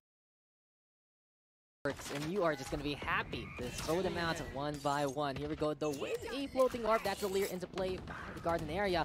Josh has those 6 HP. Kamikaze from Josh as he will fall, but he will take Trix with him. And Johan and Ching are there to get the takedowns. Paranoia gonna connect onto Zerv. He has to try and hide against Ching, but he does repeat and does get a re-frag onto both of them. Now then, Motsuki now catching out Coco, and it's 1v1. These two players have been absolutely clutch in this series so far. Zerv on TFO, Motsuki on AA. 10 seconds left. Zerv might be forced to put the spike down, giving space and time to Motsuki to creep on forward. And through the smoke we go, but that's the only one falling. Motsuki, this has just been carry mode on from him since game number 1, and he really has been such a frightening show for TFO because Archangel has relied on him to get picks out of nowhere. It's either Zerv had to swing and hope that 6 bullets was enough to take down Motsuki. He was very low, and he knows that Motsuki has not taken any damage just yet. He was trying to reload and maybe jiggle peek for information, but when Motsuki slow pushed it, he was like out in the open, was not even in a good angle to just like get back to cover. And Zerv was like, yeah, crap, I'm not gonna be able to get this clutch. In any case, that was just insane for Zerv. Trix has been, for the First Order, has been clutching so many rounds, but again, We tend to forget, maybe in that previous game, Zer was also pretty insane. Here, he can get the kills needed. He fell short slightly, but that was close for comfort. And like you said, a lot of the clutch genes is being worn by both Archangel players and First Order as well. Yeah, but there's one thing that I've noticed between AA and TFO. This is the first time, right, that the First Order is actually matching the double duelist setup. Not going to be playing that Sage plus Sentinel comp anymore. And these are the situations where Archangel might be able to inch out more on the aim department. They've really been one of the most mechanically superior teams in the whole Philippine scene. And you already have someone like likes mostly playing the Sentinel, and he's just hitting shots the way a duelist would. Josh is back feeling comfortable on the duelist role. Ching, of course, making that voyage from Bren to Archangel just to play the duelist also. And these guys are really, really crazy at hitting direct shots. There are times where they have games that they're struggling because they can't find their opponent, but when they go to the other half, the other side, and they see you in front of them, they'll hit those shots anyway. And this seems to be the problem now of TFO. If Archangel is outpowering and outmuscling them, TFO need to answer back. Well, they do have the talent to supplement these fire back, necessities that you are talking about here, Dax. I'm not sure if this is going to be a tech pause or a tack pause. Tic-tac-toe. But in any case, this will allow the teams to take a bit of a breather and try to figure things out. And more importantly, give the First Order some time to kind of, figure out what the hell is happening here. Because it seems like Archangel are stopping them at the seams. Just whether with, like you said, good mechanics or just being able to utilize abilities properly with good mechanics to kind of shut down the members of TFO here. It's been really difficult. And maybe akin to that is that they've been losing tricks very, very quickly in start of these rounds. That's why we've seen TFO kind of crumble, because without the Reyna, I don't think the Jet is enough yet to pierce these sites. Marky hasn't really shown up this entire game for TFO, but it's still too early to say what's going to happen the rest of the round. Seems like TFO, as we do resume, is going to try to get this mid control already. Yeah, Aldrin could be leading the charge. Does trigger a little bit of the alarm bot. Here comes Clear in play. Markador though gonna get close now, shattered. But you know who else is gonna get shattered expectations? That's gonna be Marky dying to the hand of Ching. You make a good point. Marky hasn't really been able to survive these fights, and Trix right now trying to find a few more picks here and there, but no, Carl holding that one down. 2 in a row for Carl. Before Coco does get that takedown. 2v4 now, suddenly the solo will die, and Archangel make it clean. They're just waiting on the other side of the door. Asarai, they say, hello, would you like to come in and die? And they already shoot one, trying to enter that pathway. That was a quick round. Yep. Very, very difficult there. Not enough money for TFO. They really just try to force that particular round, and in the end, it's not going to look too fancy for them. The lockdown, not the ultimate of Modeski here, but basically Archangel's locking down any and every of these sites. I do like that, again, as defenders, you're not just playing static. I do like that they're also pushing. This is such a really strong thing that they're doing on A main, which is to put the one-way smoke and then somebody just to kind of check out the legs if they're there. We like people here, we like the legs. And if it shows, we're going to shot it, or shoot it rather, and then challenge. There's no control that TFO can do. Archangel won't try to just go in straight just like that. Johan just finds Marky there, and it is a good point. Ankle breakers are effective, especially if they can shoot you back. And hey, damage is damage, especially as Strix now is quite low on the HP. So one pick off already from Archangel with their aggression. They're really tightening the noose of TFO, and Ching just getting ding once and twice. The Jet right now holding that W victory together. Triple kill it out for Ching. And another clean round for Archangel. Seems like the challenge has been accepted by AA, and they are winning it very, very handily. TFO now does have lockdown, so that's a step in a possible right direction. If they can use this, they might be able to get the rounds that they need. Carl, what is his? Oh, that's his game plan. So he's gonna go straight up for wall bangs, because he can destroy where the lockdown is. He can stop his opponents coming in from like Switch going to Boathouse. And if TFO do not commit with the lockdown, or sorry, if TFO try to lockdown, it's going to get easily destroyed, at least on B. So I think what they're going to do right now is not use it offensively or at the start of the round. They're going to try to get some picks first. They're going to try to get some map control first. And they're going to try to get the, you know, at least a little bit of more pinch if they can. Oh no, it's Coco running on around just to dive, but Zerb hiding behind the hut. And there you go, Ching whipping out Blade Storm, but couldn't get anything done with that. Motsky though catching out tricks, and here we go on to B side for the side of the First Order. Unfortunately for them, they're still in mid-transition to bring that spike to the site.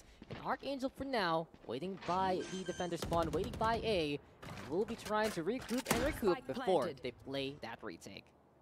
Now, 3 versus 4, they do have that control on the side, but not the numbers to their advantage. Modsky does have his own lockdown, so he's going to say, shoot on my side. Marky, though, is going to be first contact here. Spots out Josh as he needs to get that kill first because it's very, very crucial. Now, Marky does have his blades out, has to get out of the range of that lockdown, of that KJ ultimate, but he does have the flank positioning. No more utilities to be had, so he can't jump over the walls, but he is going to be able to go for that pinch play if need be. But Johan is charging in. He has a paranoia as well, and that is going to make every single member in the back of the site for TFO expendedly paranoid. Did have the time? It's going to go kaboom boom, and it's going to be a close one. Oosh! And that is going to be a clutch for TFO. TFO, they got lucky there. Point Switching 0.08.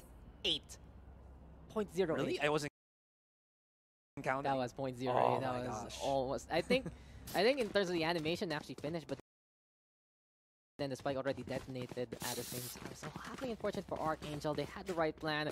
And Carl, yet again, he proved a while ago by around lunchtime today. Odin best gun. He still shows it here with how he defended that Boathouse. But case in point, TFO, they clutched that one out there. Marky with an incredible flick by the market. They needed that one to shut down Josh S and his nades. 8-4, still manageable here for the First Order. And we know how strong these guys can defend, especially when you have that Killjoy on Coco. So we'll see now what the First Order can do. Will Archangel be able to overrun and show us the AA pedigree again, or will TFO answer back? This is game number 3, guys. It's 1-1 between TFO and Archangel. Second half underway, and the B train is coming to station. They put a lot of pings on Switch there.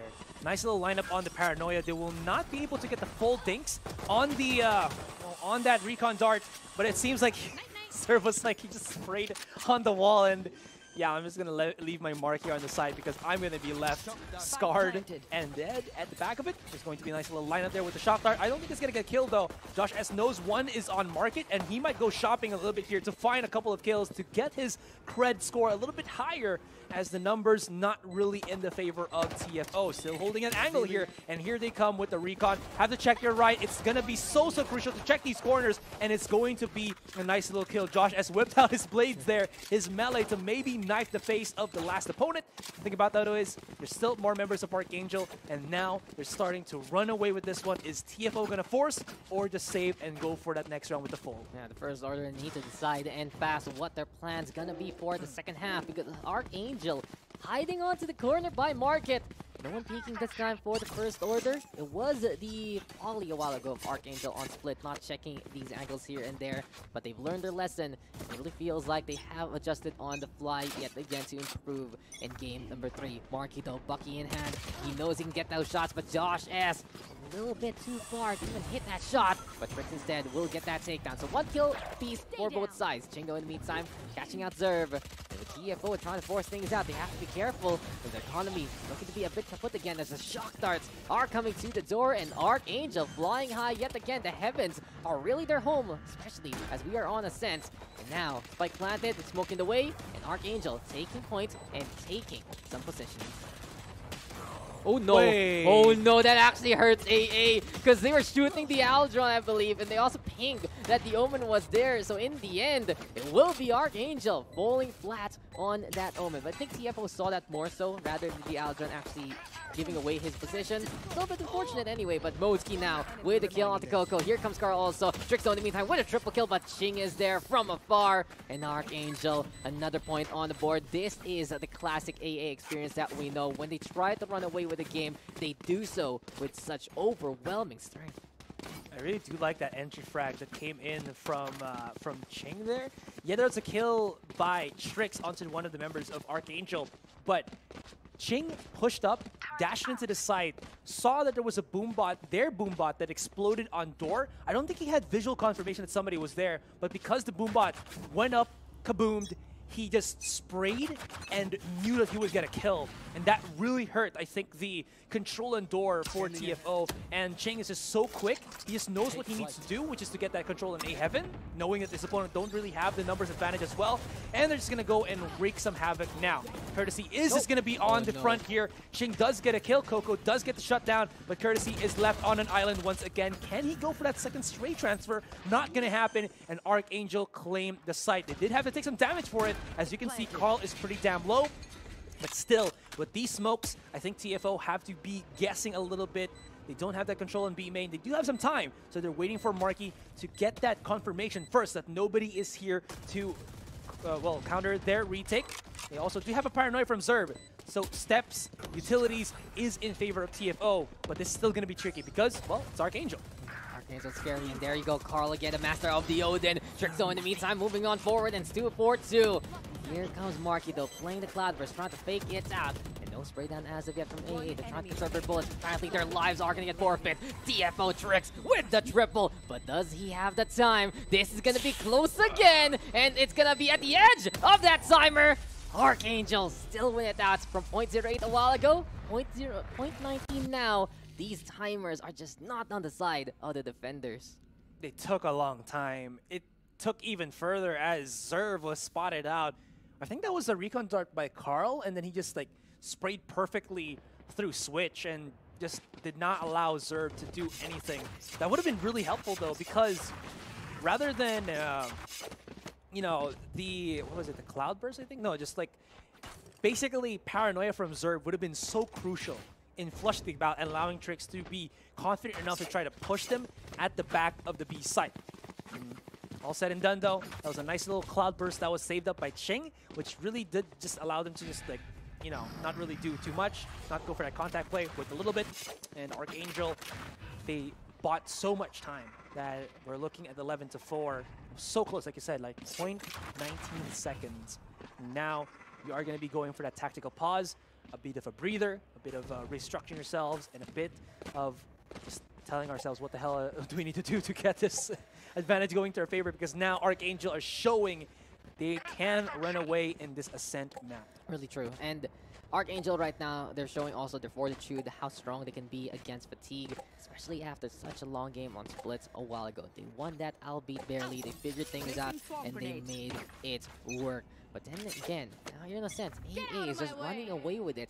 And it really feels like that they have a bit of a power spike, Mr. Asarai. And it's not something you'd expect from anyone, but it's the 0-1 power spike. As soon as they lose a map, they're like, oh yeah, guys, remember, we're Archangel. We're going to be able to hit those shots. We're going to be able to clutch things out. And if you factor that in, plus the amount of endurance this team has and the amount of skill they still have in them, it really feels like TFO is being blown out of the water because they are forgetting to breathe against AA. So AA up by 7, looking to make this another map win under their belt to put them on a possible match point for the series. But then again, TFO, from the start of the series, they've proven that they can fight back. But still need to be careful because AA is already on the hunt and playing into Mills so far.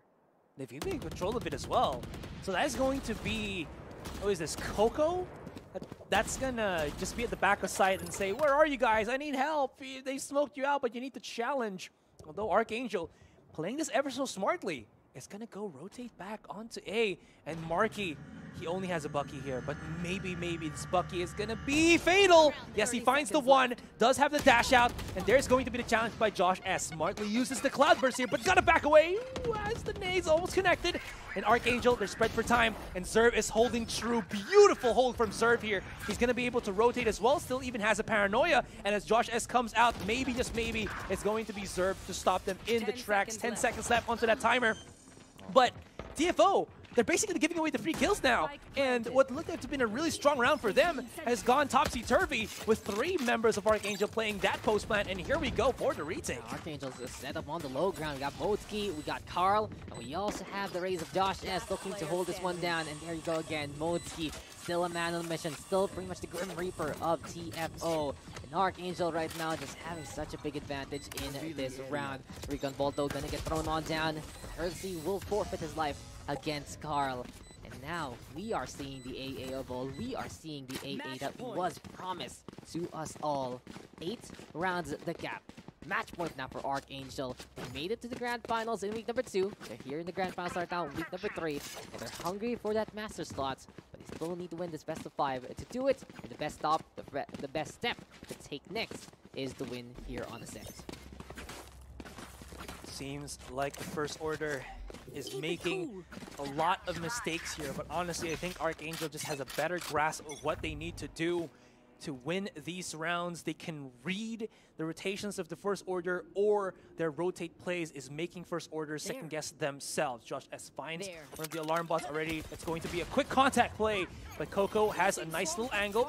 Nano Swarm will stop the onslaught of Archangel here onto the side, but Shing still has a long-range weapon, but like I said, the right click on this Bucky is freaking fantastic. Now, Coco once again with the Bucky, and that will force Archangel to go back. Marky has such a perfect angle here, but he needs to connect the shots, and he will be able to get the first one. It's still not the second. Although, leaving it in the hands of Carl, it's going to be a tall order for him, but if he can, this is going to be the 2-1 already for this series. Yeah, Carl going to be putting this by the generator. TFO though, losing Marky and Trix already. Trix whipping the shots with the flank. Marky couldn't get that second hit. AA right now, they also have that Hunt's Fury. So we'll see if Carl can clutch this thing out. Rafters though gonna be the defensive for TFO, looking to play that retake. Hunt's Fury also available here on the Sova on the other side. But then again, 5 double box. We will be putting Carl's body in a crate, shipping it over to another dimension, because the First Order is here to take this round away from Archangel and survive just a little bit more. It's gonna be a tall order for the First Order, because it's gonna be about, how many rounds is that? 7 straight rounds to push this into overtime, because it's 12 to 5. It's gonna be difficult, because first and foremost, Archangel still have money to buy. It's not gonna be the full buy for them, as they do have 2 Spectres, but the way that they've been attacking these sites have been very, very decisive, very, very consistent. And honestly, I think they're reading First Order, and First Order is just going for these aggressive pushes that aren't really paying off for them.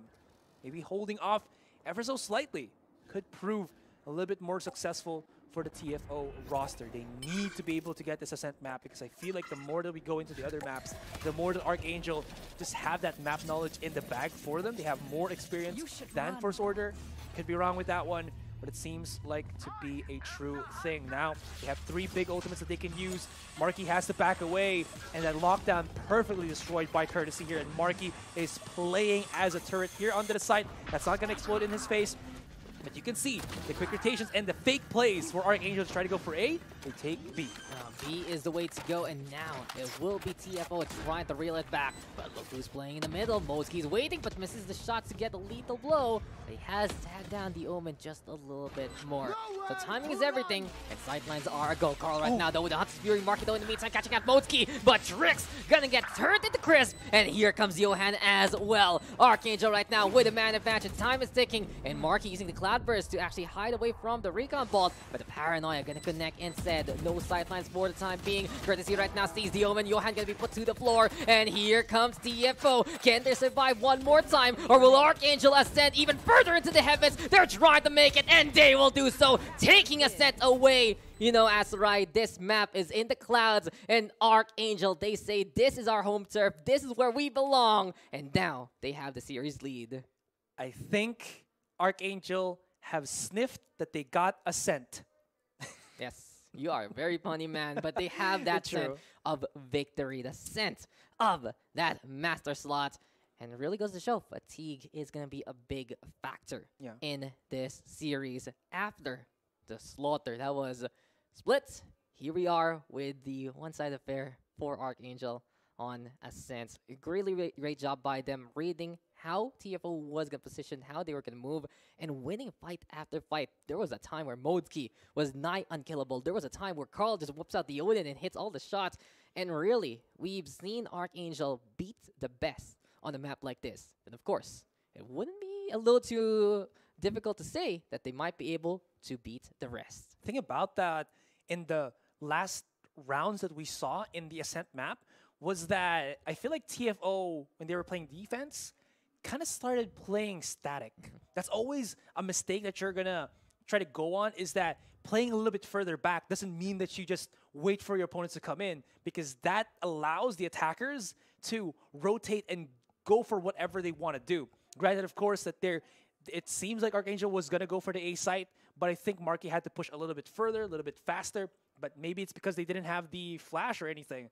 Anyways, guys, we're going to go for a bit of a breather, because I think us and the teams need to figure out what they need to do. Archangel is not out of the water just yet. They need one more win to get the Grand Finals and that second slot for the Masters, but TFO is a hungry team. There's somebody that can always surprise you, and maybe they can surprise us going into game number 4. Don't go anywhere. Stage 1, week 3, we'll be coming back for you, so stay tuned.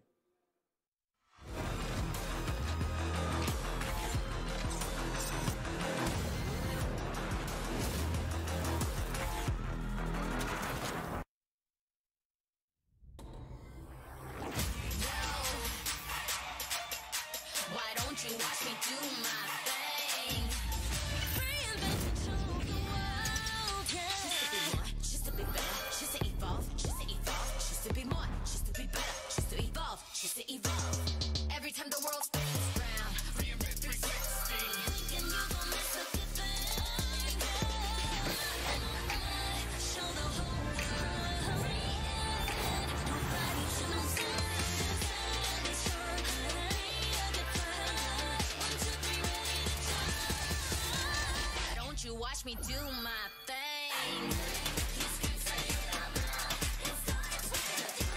Take it to the next level with Globe's fiber, LTE advanced, and 5G mobile connection. Now you have the power to reinvent your world. Globe.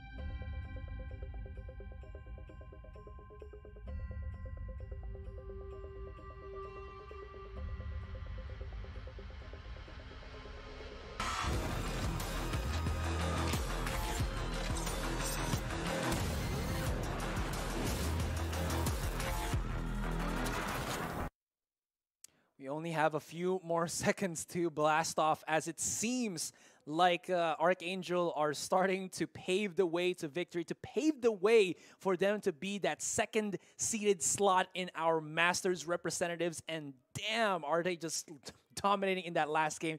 TFO still do have a chance, but it seems like they're losing that momentum, they're losing that steam, and they need to pick it back up, force it to game number 5 and the finale. But I don't know, maybe this is the last game for us. It's going to be scary because Archangel going to be picking up map number 4, Texas Nazarite. We are back for another match here between Archangel and the First Order. Problem is, though, I think it's time to re-energize for these two teams. They need to find that spark in them, because it really is just telling when a team is looking very, very tired. They're not playing to their usual kind of pedigree. They're not as sharp as they would like. And it does feel like the TFO still know what to do, what their plan is.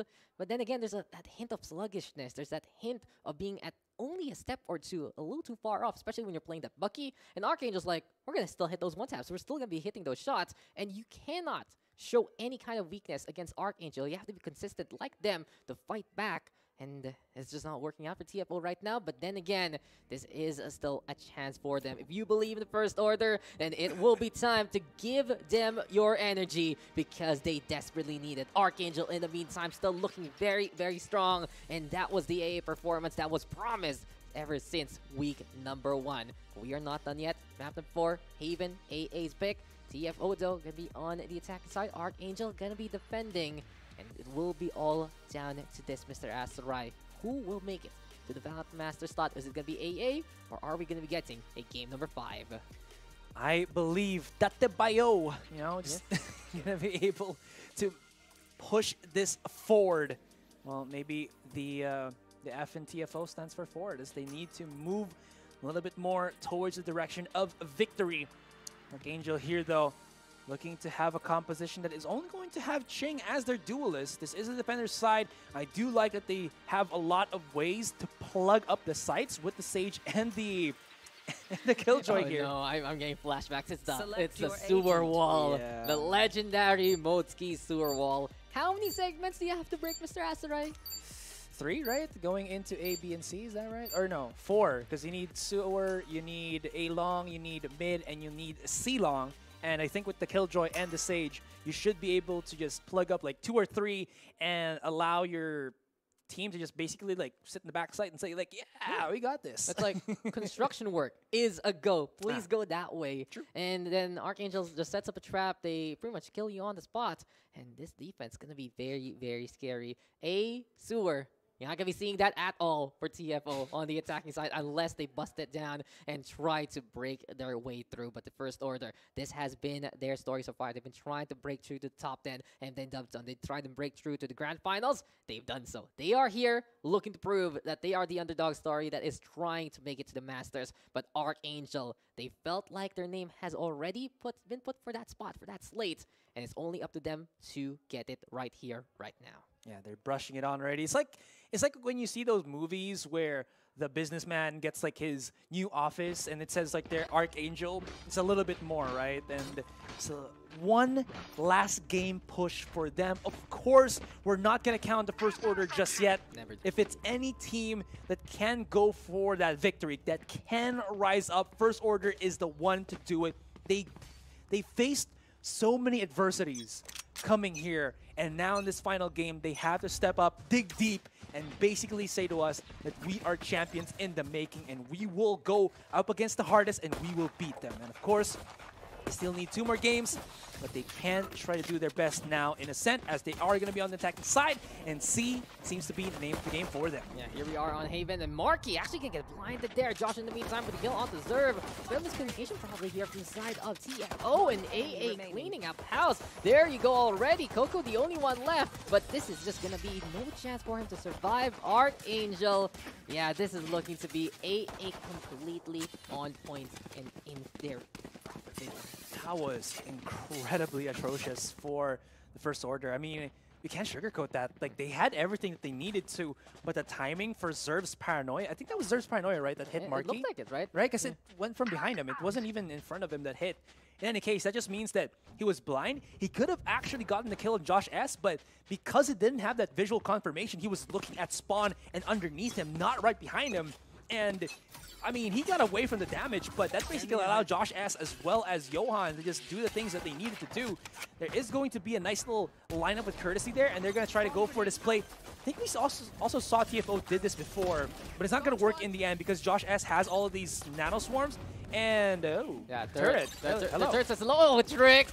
Did you see what happened to Phoenix? His body just went all ragdoll, and there you go. That's just not gonna work out against a double Sentinel composition between the Killjoy and the Sage. No way, no how that door is gonna get closed away now for TFO, and this has been the issue so far. Archangel now in prime for if you want to see what the AA squad should look like, should be playing into Valorant Masters if ever, then this has to be the performance that they bring every single day. But TFO, underdog story is not done yet. It seems like the chapters are closing, and Modzki holding close by a Link on the corner actually. And there you go, courtesy, and just dying there to the headshot. Archangel again, another clean round, and things are looking good for AA, but this is now the big test for TFO and AA. TFO, they're finally gonna get the guns. Gotta keep an eye out if they can make it work. But thing is, apparently, they did buy a little too much on the utility side, and light armor gonna be the only thing to go as Ching. He's trying to show off again onto the boxes. He knows how to play parkour here, Mr. Azurai. But besides that, it's just AA right now ascending against all opponents. And TFO, they need to ground them ASAP. It's gonna be very difficult though. If they lose this round, I feel like they're going to lose even more. I mean, of course that's true because they're going to be on a weaker bye, but I mean it in the way of momentum because I feel like TFO, they need to be able to get at least that one up. And like you said, there it is. It's the triple wall, the triple segment wall. Is it triple or four? Four, right? Yeah, four for the wall. I'll give you the voice. It's the wall. The wall. It's just so imposing, honestly. And they have to take so many bullets. They just have to invest so much time to actually bust it down. And not only that, it makes a lot of noise. So Archangel, they're huddling up. Later, like, go team break. Go team break. Let's wait for them to come on in. And TFO, they need to make this explosive. It's all about execution right now. Smokes are going to be into play. There's the slow, though. And Marky going to be disengaging instead. But Josh S going to get seen. Modzki in the meantime with the kill on tricks. Carl is there. And Modzki, the sure shot that he is, he will get to call right now with that frenzy. And after all is said and done, Coco, the only one left. 2 versus 1. And Archangel is coming from the flank and from the defensive side. Maybe he can sing us a song from the Land of the Dead because it seems like TFO need to be able to be brought back to life here. Coco might be the one to be the hero that TFO needs. But in the end, it's a numbers discrepancy. I don't think he knows. Now he does. I was about to say that too. Jinxed. You just jinxed him. Oh, no. But he does have time, though. So maybe, just maybe, he can push forward, get the kill on Ching here, and actually be able to go straight up to the B. He can hear the... I was about to say that. He can hear the footsteps being run back, but Johan was so smart to actually go all the way back and just not go for the 1 versus 1. What he did was 2 things. It's to regroup with Ching, and I don't think Coco knew that Johan was going to do that. And that Hail Mary pass to B, it could have worked if only Johan didn't expect to, or didn't try to go for that 2v1 play with Ching. That's right. He just ran. He was like, nope, I'm done with this. I ain't fighting this one. And there's something really cheeky about Coco. So guys, especially all of you higher ranked players, usually you aim for the head, and Coco peeks crouching. He's just like, no, you're not going to hit me because I'm down here. It's and the crab walk. It's just a crab walk, and Ching is like, oh yes, I actually didn't hit you. And that's the one thing. Maybe if the players were in the lower ranks, they'd be actually aiming in the middle and hit that headshot. But no, it really is just a bit of that little nuance. Let's see if we're trying to play in, but Archangel doing one better and waiting on the other side. Now 3-0. Things are looking dire, and Josh is even catching out Coco there. It looks like it's already Archangel with the advantage, rotating appropriately and accordingly. TFO a bit afraid to actually push on forward, but Marky gonna try to challenge. Modzki, though, in the meantime, actually shoots Marky and says, go away. And AA is fending these guys off. Trick's gonna die into the cubby. And AA right now, summary execution after summary execution. It feels like it's a slate being hit on schedule and more. And a third one there for Josh S. Should be one more kill. There you go. Ching gets it. AA is now up 4-0.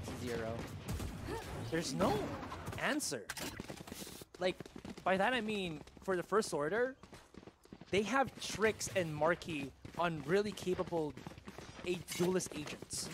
But the way that Archangel have set up these avenues, these segments of the map to kind of be choked, is basically neutering these, these dogs from being unleashed, from being set into the wild. Don't overthink it. And right now, I was actually about to say this as well, TFO's only hope is C-Long, because this is the only one where there's no, kind of like trickery of the Sage as well as the Killjoy on the site. Although it's going to be a hard fought because Ching is here, and he is an incredible shot. 2 kills for the price of none, and this is where it becomes such a difficult thing for the First Order, because this just goes back to like if you play like low tier, where you get stopped on A, get stopped on B, get stopped on C, where do you go, right? You go back to spawn and Cry. Pray. Just cry and pray. But this is really such a big challenge right now for TFO. They know this is on paper the weakest site to actually go on, but then Ching is just an incredible shot. Eventually though,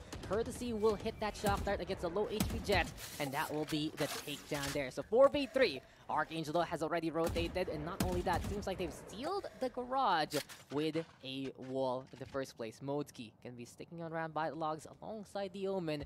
And TFO right now, they're kind of stuck in their ways. They have to decide, are they pushing or are they not? Do they even have time to rotate? It's barely going to be any kind of instance. But Coco now catching out Johan. They needed that one to at least equalize the odds. Lockdown now going to be into play, and this is going to be the First Order. But Carl, Coco going to get caught there. It's just a shock dart to remember. Lightning striking twice. Lightning getting the connection. And here comes the control yet again. Wither is the friend of Archangel. And Modesky is the Grim Reaper, bringing death and destruction yet again. 5-0. A jaw-dropping performance from Archangel.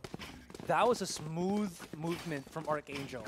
So what they did was they readjusted the utilities of Josh S as the Killjoy here, placed all of the utilities that he had for spotting opponents at both A and B so that he can hold both of those sites, not really, not really to get kills or anything, but more to get that information. And everybody else was on C-Long. Also, to supplement that, Modesky did put his wall, rather on Sewer, on Garage, so there's not really much avenues of the First Order where they can go that Archangel won't know.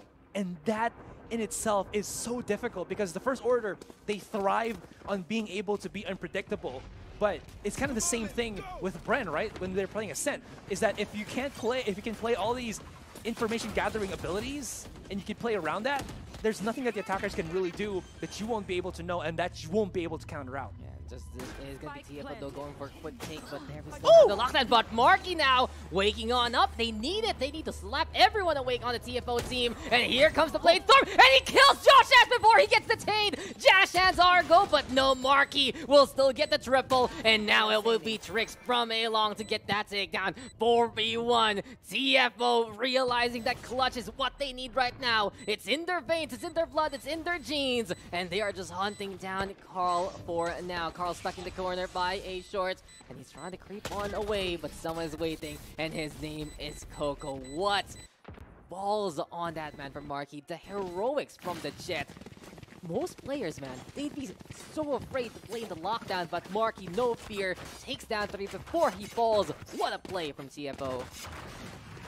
Maybe a few months from now, maybe a few years from now, we have to give some form of recognition for Marky, maybe even a song. Markiki, do you love me? Because he's just able to do all these things for the First Order. Okay, we're going to not be able to finish that replay because, of course, the round's about to start. But he was able to get 2 more kills after that nice little beautiful updraft right-click play in the face of Ching. And Ching was like scoped in. He was looking at A-Long. Okay, let's see what this works out because Ching has been spotted. We'll be able to just parkour his way on C. That's why he's been practicing. Even in breaks, I see him practicing that movement on C side. He jumps on around. He doesn't even use his updraft there. And he already got a good shot on the Trix, shutting down the Phoenix. They did answer back though with Hunt Spear from TFO's side, but they couldn't catch out the very, very slippery Jet. And Ching, not only was that a headshot to condemn, also an ultimate to waste on the side of TFO. Things looking good for AA. But man, what a last play that was from Marky still. I still got chills. The Ballad of Marky the Brave. He just enables the First Order. Of course, it's still not enough for the First Order here to play comfortably around the map, to play like they have an advantage, but it's a step in the right direction and maybe the step that they need to get that reset and get their mindset set up here for this next following round. Seems like TFO is going to switch situating their eyes on the A site. There is some rotation movements for Archangel, maybe left. to try to hear this one out. The smokes are coming. And does Archangel have any utility, any ultimates to stop this aggression? Looks like that's going to be a no, but they're going to allow the rotation. They're going to be allowing the take on the site. And Carl, though, that's some pretty fancy and pretty insane shots to say at the least. Oh, no. That's not going to work out in the end as Motsuki comes out. I'd love to play from Archangel there. They're like, get the site first. When they start planting, that's when we use our utilities, flush every corner out, and they just do it so synchronized. They're like swimmers. Yeah, exactly. It does feel like it's a whole Walter Ballet recital right now, that they just know where to go, where to synchronize, and really know where to position. But their Ironclad defense has really been one to watch out for. It really feels like you don't have any choices whatsoever but to commit. And as soon as you commit, you're pretty much dead. Oh no, Marky even using an updraft there, trying to shake things off, looking for the shots. Operator hit there from Ching, not gonna connect. Cloudburst gonna be the answer, and Zerv at the very least will go for the takedown. But Marky is a man on mission, and he's looking to at least bring his team back at the forefront. Ching, though, will shut down that heroic effort, and Zerv instead looking to play against Ching, but the paranoia will be fading on that. Updraft now going to be into play. Beautiful scan there. TFO shutting down the jet along the way. Over to C-side. Trix also waiting patiently on B. Carl is going to be able to sneak his way here, but he's going to get flushed out pretty quickly, so he has to deal some damage, which he cannot. And the First Order, that was just a gritty round from them. Like, very aggressive for Archangel. We haven't seen that actually in the past couple of rounds for Archangel. And the one time that they actually try to go for these challenges is the one time that the First Order will finally get a clean round. Honestly, it was just all about the 1v1 duels that they were able to get the W's on. And at the end of the day, something as simple as that might be able to just jumpstart this particular series, this particular game actually, for the First Order. Still, buying power is in the favor of Archangel. A little bit of peek. Do I see you? Marky does have his own operator. I don't know where he's checking out. Oh, he's going to be here! Oh, nice, but Ching is just the better op. I mean, he's playing the imposter game, and Ching is the authentic one. It's just so scary sometimes when you scope in and you see that literally in front of you. He just died. Yeah. He knew his scope was on the wrong spot, and he just knew in that split second he was completely gone from the round. Best shutdown right now from Archangel, because from the last two rounds that TFO has won in this half, it has just been Marky throwing caution to the wind, reckless abandon, and allowing TFO the numbers advantage. But Ching, he is just questioning anyone who's peeking against him, and that's two duelists down. Ching is just flexing his god's powers, and he's doing it again and again on A long. Just wanted to say, Ching also used this spray there to bait a peek out, maybe hoping that somebody would just like try to use the audio cue to try to peek me out. Not going to happen, but they are going to try to go for the C-Long. But perfect timing with that Nanoswarm will delay the members of the First Order here. Josh S cannot push through, but he doesn't need to, as Johan is there into the corner. The timing is not going to be right for him, but the numbers still into the advantage of Archangel. They will be using this. They will just allow their opponent to get that spike planted down, as they will revive one. Coco will be able to get a kill here and there, but it's not going to be enough, and they come corralling from the back, left, right, and center. And that is going to be the First Order once again. I would say doused by their flames have been doused by Archangel. Archangel, they just know how to cool the opposition off, and that's one thing also we've seen in this series. The amount of endurance that Archangel has is something to really take note of. This is a best of 5. We are going the long hill here, ladies and gentlemen, up to 5 games if need be. And this is just map number 4. Seems like though TFO has ran out of steam after an incredible first push. And AA in the meantime still keeping it on. They had a slow start, they lost that first map, but when they turned it up on splits, they made it close, they won that game, and then Ascent was just basically a contest for them and them alone. Goes to show though, Asarai, finals are the finals for good reason. You need to be able to stand up against the best teams all throughout as consistently as can be. And TFO, they need to wake up again. They need to remember that this is their big chance to make it to Masters. If they can do that, if they can get back that first and second game form, I'll see them challenge, but they're running out of time to do it here. With that information gathered by Ching there, it's going to be, of course, the wall on shore, or sewer rather, and of course, the hypothetical wall that Ching is as he connects shot after shot with the operator, and he wants more. He's hungry, and he is just nom-nomming. His opponents will be able to get the Vandal first, as his teammate will be reloading the operator for him, but Johan is already on the big flank. Gets spotted by Zerb, but the thing about this is, the numbers have already been dwindled, the damage has been done, and TFO, they don't have the options left. They do have at least 40 seconds to fall back on, but this 40 seconds is all for naught because they still have not gotten any map control in this 30 seconds left. 10th round. Yeah, 10th round is just not going to be working out whatsoever. And TFO down by 3 people, down to 20 seconds, and it's either they rush these sites or they're going to be giving up the point yet again. AA though, and firm control of the game so far. And by this point in time, this has just felt like the redemption arc is being completed by Archangel. Week number 1, the AA squad honestly disappointed a number of people because it just wasn't the performance that we've been looking for.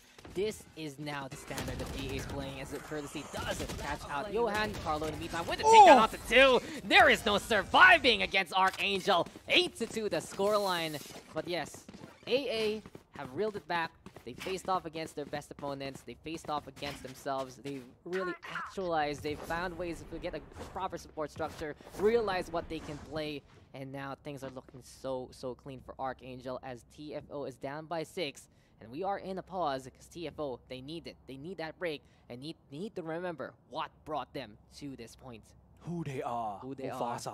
Like, optimization is really the whole storyline right now, Asalai. Yeah. Archangel, 110%. These guys are servos complete, everything ready to go. We are going for that rollout. We are going to be going for the kills, and it feels like they've been fully charged after being plugged in for so long. TFO, in the meantime, batteries are kind of running dry.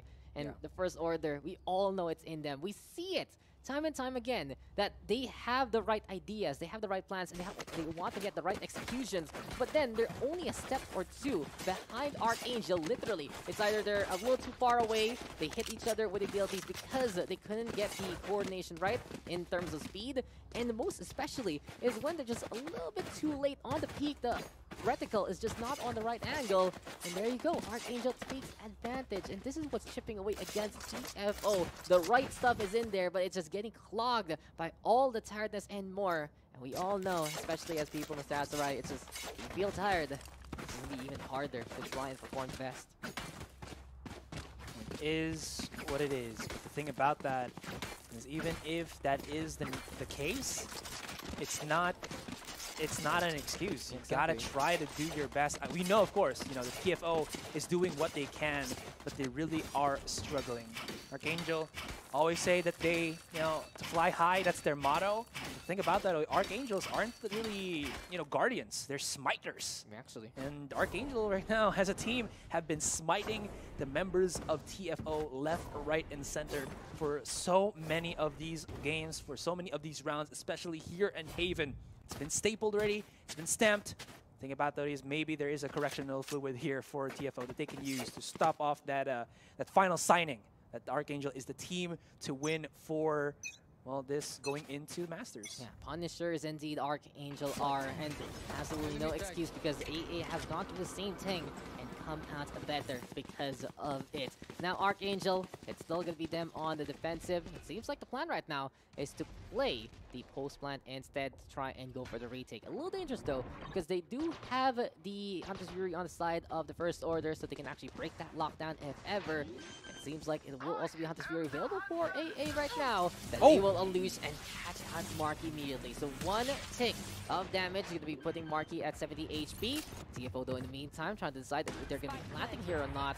Already, here comes Archangel using their second ultimate. It's time for that lockdown. Counter lockdown is played up from TFO, and the Hunter Fury gonna get unleashed as well. Yohando using this as cover, and the Sova gonna get spotted with the bow and arrow, but TFO protecting their own, getting the takedowns that they need. The gamble here from Archangel not working out so far, and Ching says, okay, this play didn't work. Time to back on the way. I don't want to give up my operator, but Marky, he's giving chase. Here we go right now, Mr. Azurai. Coco is waiting. TFO will take the round. And a bit of overconfidence there from Archangel that plan would have worked, and TFO answers back in time. There was a combination lock there for Archangel. Even though TFO did have the numbers in terms of the ultimate, I think what they could have done was not really cancel the planting of the spike with Carl's Hunter's Fury. Rather, when they use their own lockdown, he figures out where the other Hunter's Fury is to shut down the lockdown and kill, Courtesy. Because I think that's the better option. And there's also one thing where Ching just went straight to hell and he didn't check Graffiti. And that's always like a mortal sin, right? Is always check your corners.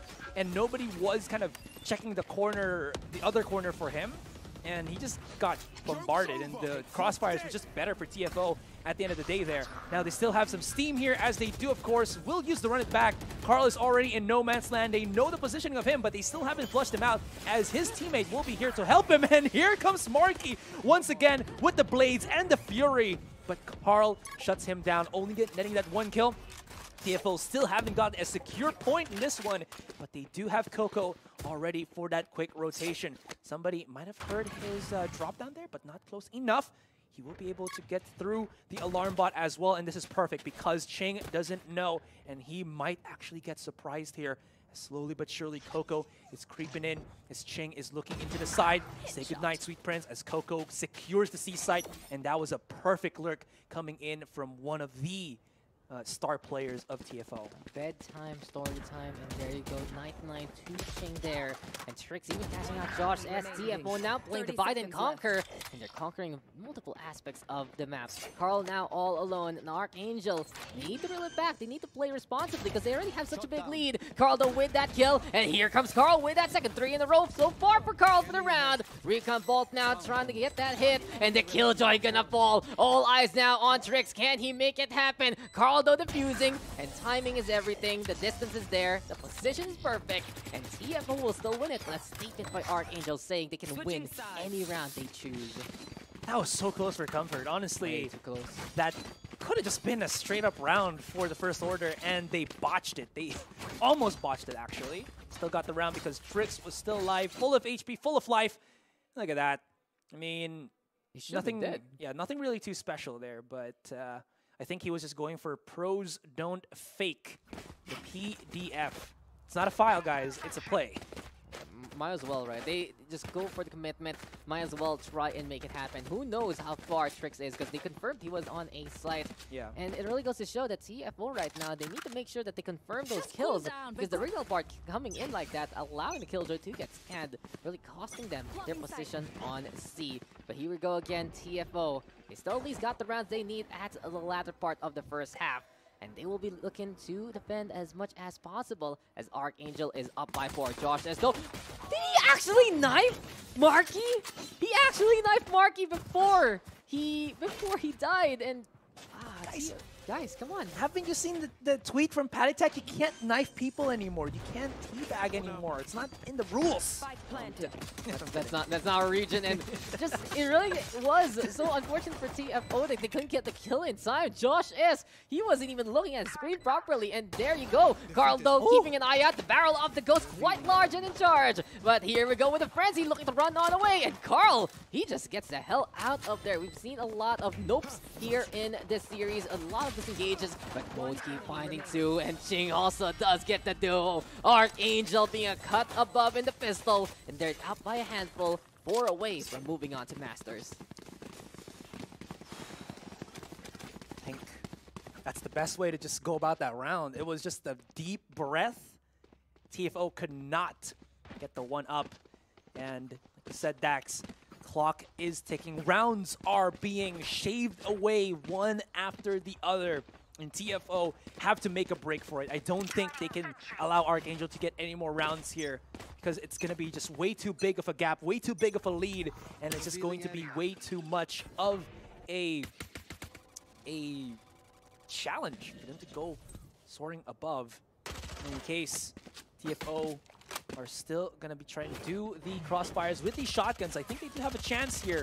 The thing about that, Archangel have been so on point. They might have, you know, drank whatever they needed to drink. Maybe some nice low amount of vitamins, good right night of sleep, yeah. And they're looking just so on point now, coming into this fourth game. They really woke up after the first map, but then Trix, he's still a man on mission, he's still a good shot, and she's gonna go down. Josh as though Modeski's there also, and Trix doesn't even know where to go. The Naswarm by speed, Modeski is there to play the A-long angle, and now Archangel gonna be on site and ready to take this one away. TFO, all eyes on them to try and play the retake, but the numbers are not on their side. And it's even more difficult on a map like this. Archangel will be on the other side right now, looking to ramp things up. Paranoia, though, from Johan might be the call.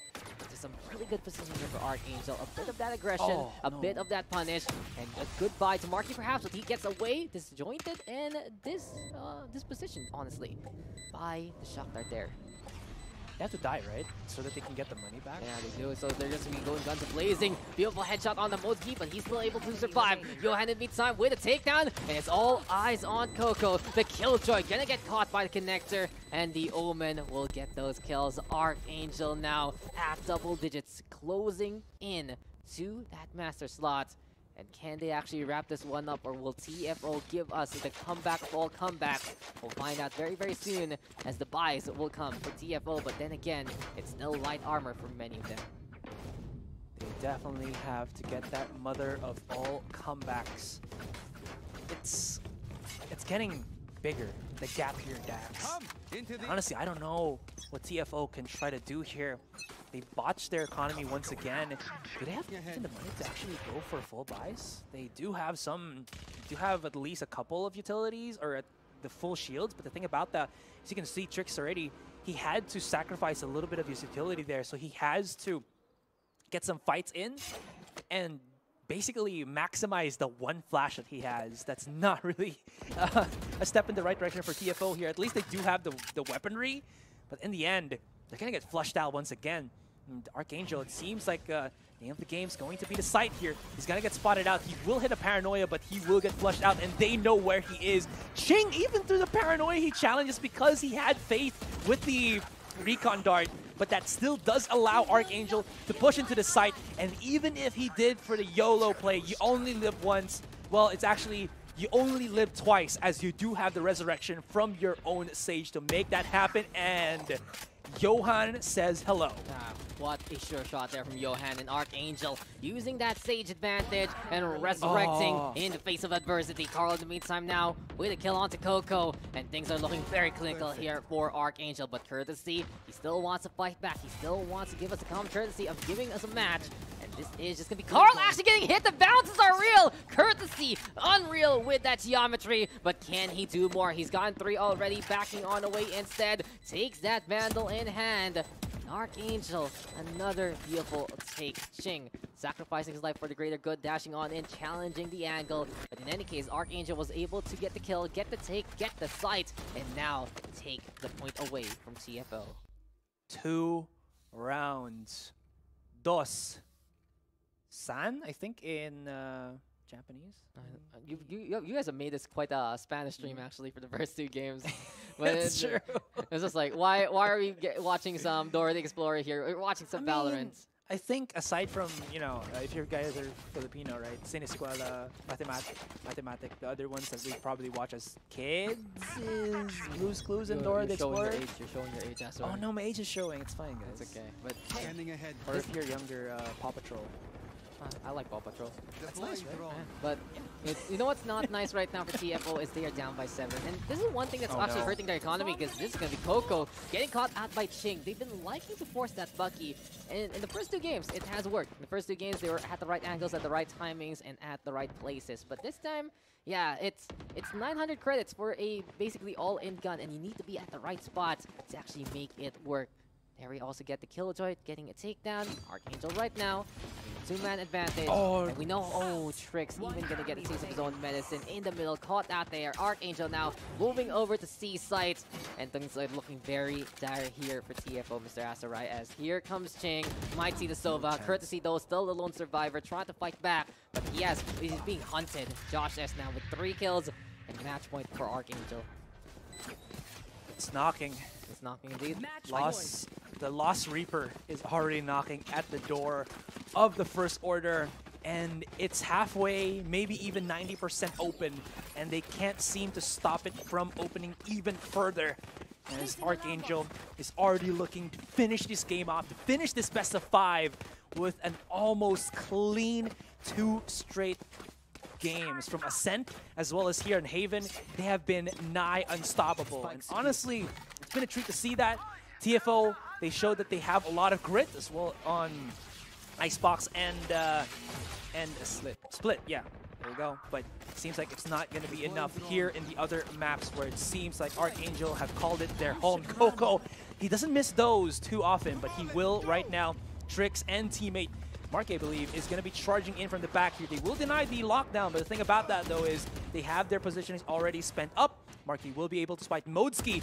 Maybe a step in the right direction as they do pick up a couple of kills. 3 versus 3. Spike has yet to get planted down, and they have actually been able to get the pinch that they need onto Archangel, but in the end, Johan is just a better pincher, and the pinchy has become the pinch. Yeah, just gotta hurt those cheeks, and here we are, guys. Archangel at the cusp of making it to Valorant Masters, but TFO still fighting back. Marky, he has been the star of the show for the TFO squadron, but right now he needs to wake on up and hit those shots. Johan now playing Overwatch, and he is going to be watching on that high ground as much as possible. Carl now with a kill on Trix, and Archangel, they're 1 kill away from making it the Masters, and they have mastered the Philippine scene. They will be moving on after everything is said and done, and they have finally done it, Mr. Asarai.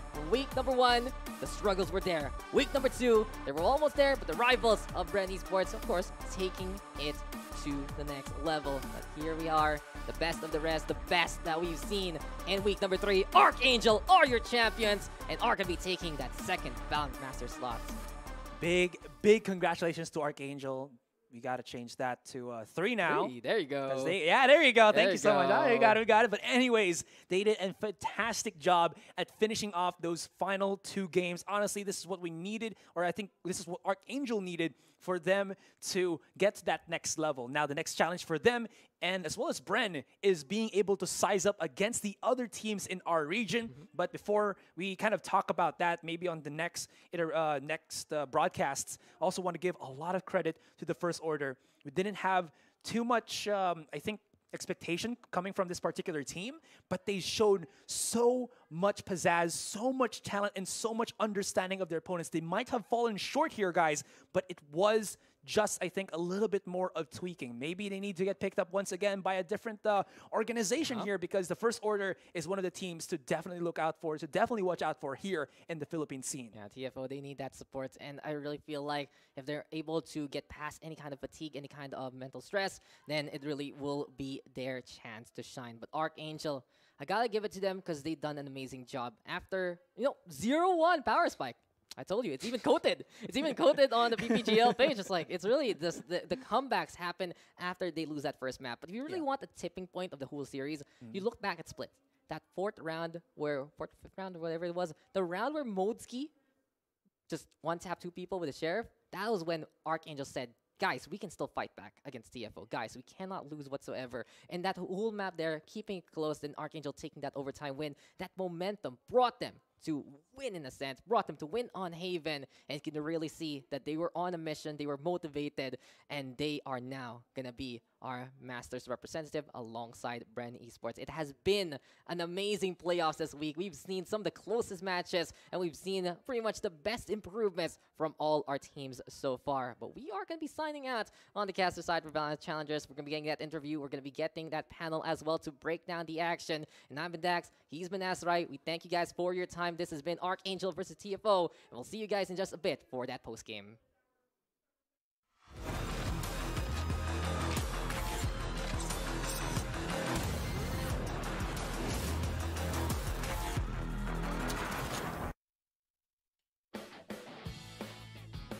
Every day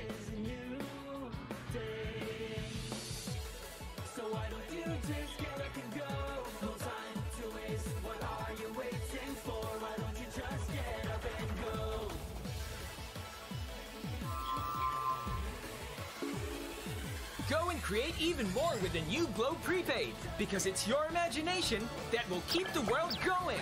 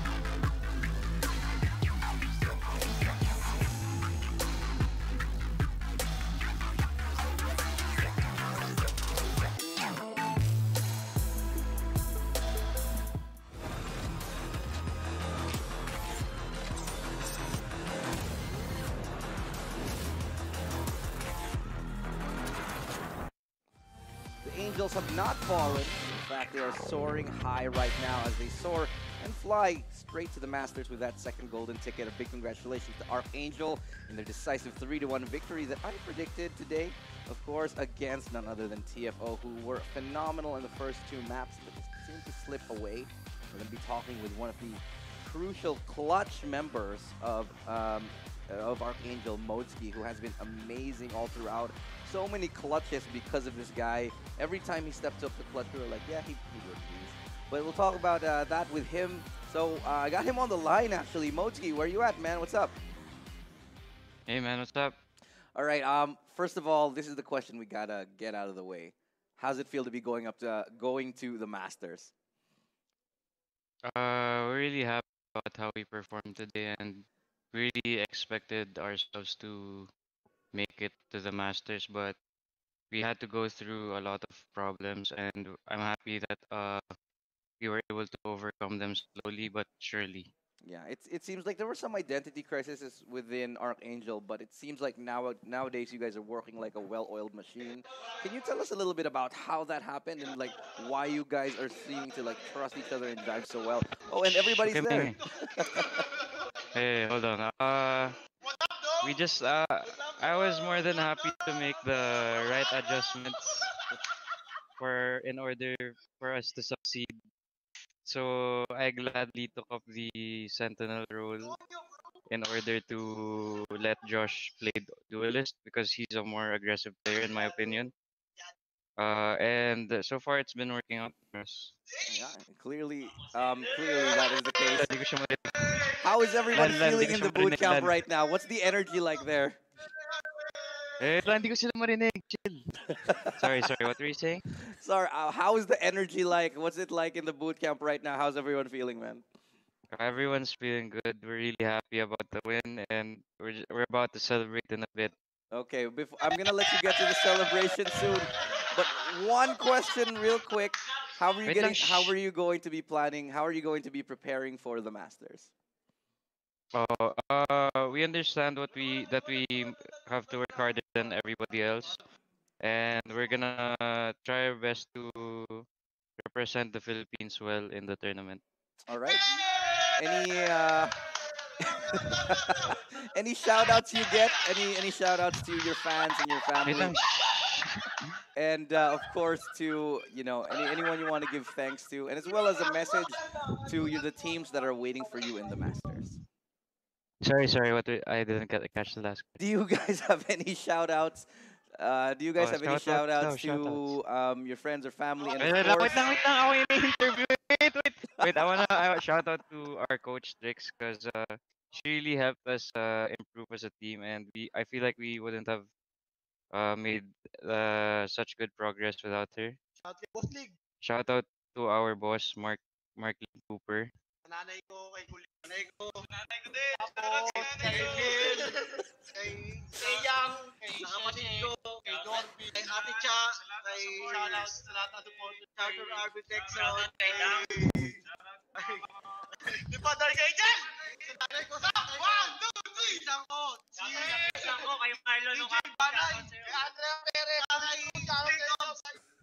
okay. Thank you very much, Archangel. All right, that's been it from Archangel. Thank you, Motsky, and the rest of you guys. Congratulations, and we'll see you at the Masters. Good job, guys. All right, that's been it from us. For the side of Archangel, what a very fun group of people that you coach Tricks. I'm just gonna lay it out there. She's sitting right beside me. You gotta slap some sense into these kids, man. Whatever keeps them happy and performing, guys. Yeah, it works. It works. Congratulations to you guys. I'm gonna. Before I discuss anymore, I do want to talk to you, Tricks. First of all, congratulations. Well deserved, and your team is definitely giving you thanks for this. So you can't just say that you didn't do anything anymore. It's pretty much dead in the water. I do want to ask, how do you feel as the coach? You know, what's going through your mind like right now? I couldn't have asked for better players to coach, honestly. They work on their own. They review demos on their own. I don't even have to ask them. They tell me what they think before I even ask a question. So honestly, I couldn't be happier to be coaching such a such a good team that really knows what they need to do as players. What's your plan for the Masters now that you're about to head on over and fight the rest of the teams in Asia? Just to train, review ourselves, review our opponents, and to get them to be even more comfortable with their roles. Yeah, I think it's starting to show. You know, despite the fact that Modski was definitely moved to that Sentinel role, oh my God, the clutches that he made still. Oh yeah, things just starting absolutely to work ridiculous. It's just you know, it's hard not to get teary-eyed watching people, you know, live out their dreams. this is such a dream come true for them, I'm sure. Yeah, And this it's is like anime moment where you just hear the music in the background, you know, like those sports films.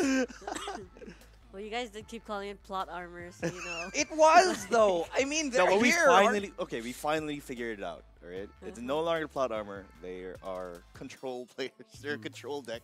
Okay, so this is look at guys, viewers, everybody, Twitch, Facebook. Let's be real here. I want to give a new slogan to Archangel. It's not Lipad Archangel for me, dude. It's like Survive Archangel. These guys are clearly Battle Royale players from before.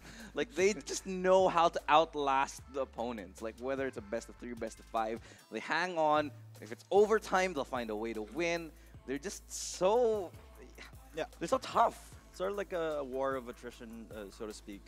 You know, they drain out the resources, drain out the energy of the opponents, and then save out, you know, just explode over there before the series ends. I think they just sort of like to live longer than their opponents and use that. So if anybody has to defeat Archangel, it's got to be in a swift 2-0 because, you know, what we did notice is Archangel usually gives up the first match, the first map of a series. And I'm going to ask you this. I'm going to ask this to Trix. How are you planning on getting them to stop this behavior of losing the first map before they start winning? Well, I'm not sure if I can. But for me personally, I've always also been the kind of person as a player myself that I'm okay giving up one map or I'm okay giving up half of my rounds so long as I'm learning for that entire time. So as long as Archangel loses that and then is able to read their opponents and understand their movement, then I honestly think that it's fine. Yeah, I agree. They just know how to read and adjust in the middle of a map. Yeah. Sort of like chameleons, aren't they, Archangel? It really just goes to show what a wonderful team that they have become. Over the course of the past few weeks, we have been following Archangel, and they have definitely come into their own. But talk about TFO a little bit. They started strong, and none of us expected them to take the first map. Well, maybe one. Maybe one of us. Hey, I got it right. You did. You did. Got it right. And none of us expected the second map to go double overtime. This could have been a 2-0. We could have been going to game number 5. But I think TFO just ran out of steam, ran out of gas, especially towards Haven. I'm going to have to agree with you there. TFO, the first order, you know, arguably their strongest map is Icebox, according to my very credible sources. But it was really more of them, running out of gas. That's just it. They went in strong first. Second game, same story, and then they kind of fizzled out towards the end of the series. And it's just so unfortunate because these guys were absolutely incredible at the beginning. I think it was very clear and very evident, though, that they did seem to be tired. I don't know if it was them being tired or just ran out of ideas, but they just weren't as crisp coming to the later stages of the game, later stages of the series. They were just not looking as sharp. Some of the decision-making was a little bit off-center. Yeah. I don't know. Maybe this is something because they're still a younger team. Definitely watching from the first part of their matches, it felt like they were running a race rather than running a marathon. Yeah. So they didn't pace themselves. Like they did these crazy like plays, crazy attack sides, and they're really able to hit all of those shots, get the clutches. But it's a matter of not having to put yourself always in that high stress situation, so that when you are in that situation, you're going to be able to, like, you have the energy to deal with it. And I think that's also one of the things Archangel is better at in terms of they try not to stress themselves out so much in the game, but when they need to step up, they're able to step up because they have the energy to do so. Yeah, you So I definitely think need a to lot have of those reserves. a lot of new teams I feel fall into that trap of they give it all out right from the start. And for me, it's that you do give it your all, but you also have to mentally check yourself, and that's what tactical timeouts are for. That's one of the things that we didn't see very much of, actually. Tactical timeouts were few and far in between in the entirety of the tournament. I think very few teams did call those tactical timeouts. One of those teams was Archangel. Brett never really had to, but there were a lot of instances where we said these guys should have called a tactical timeout like 10 rounds ago, especially OG, who seemingly never called one. I think maybe they had one or two, but you know, ultimately people underestimate tactical timeouts just to maybe breathe, just get some air and just reset. Because I feel like that's a huge thing as a player. It definitely is.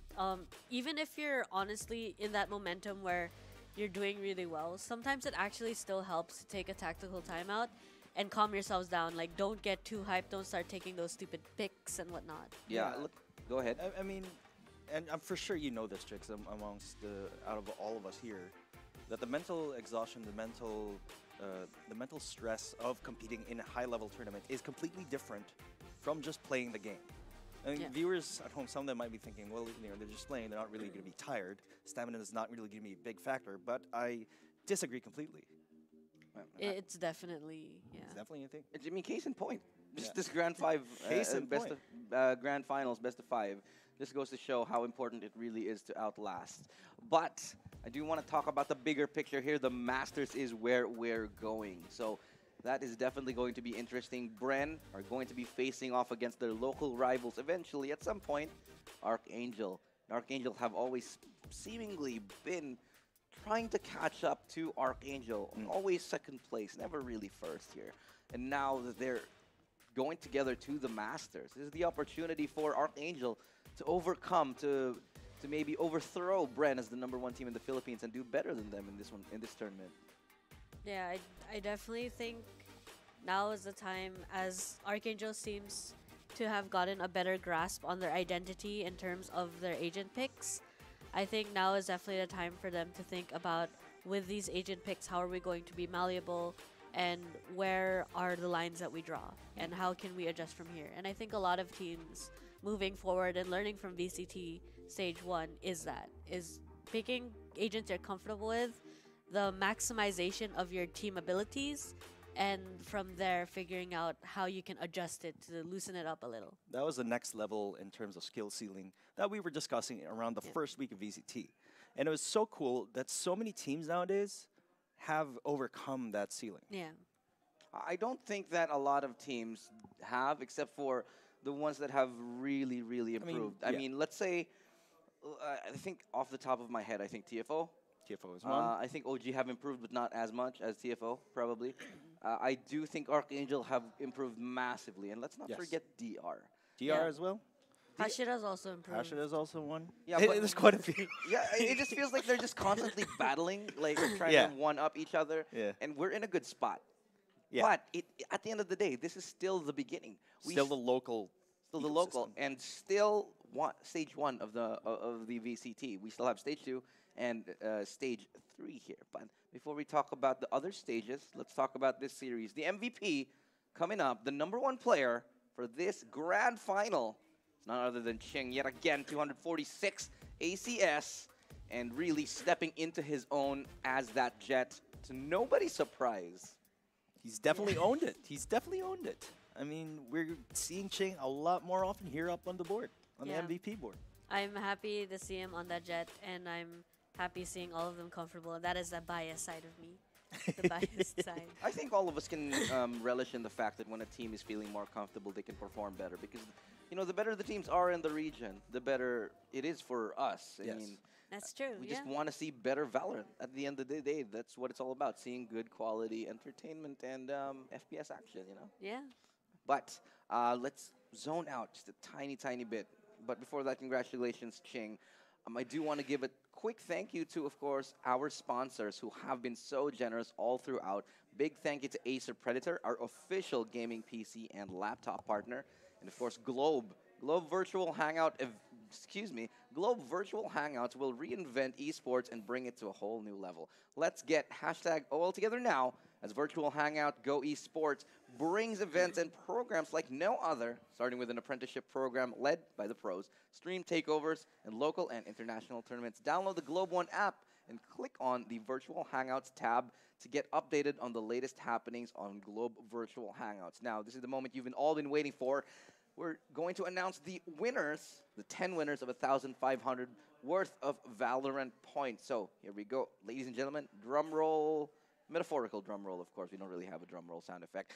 Grim Valo, Michaela Mosilia, A-Styles_027, Usuria RWL, Saifu Gaming _anonymous_1B, Cremo TV, Rykid55, Glitch 2021, and that green beanie guy. Congratulations, you guys have dared to go toe-to-toe with Asarai and duetted him in casting on TikTok or Facebook.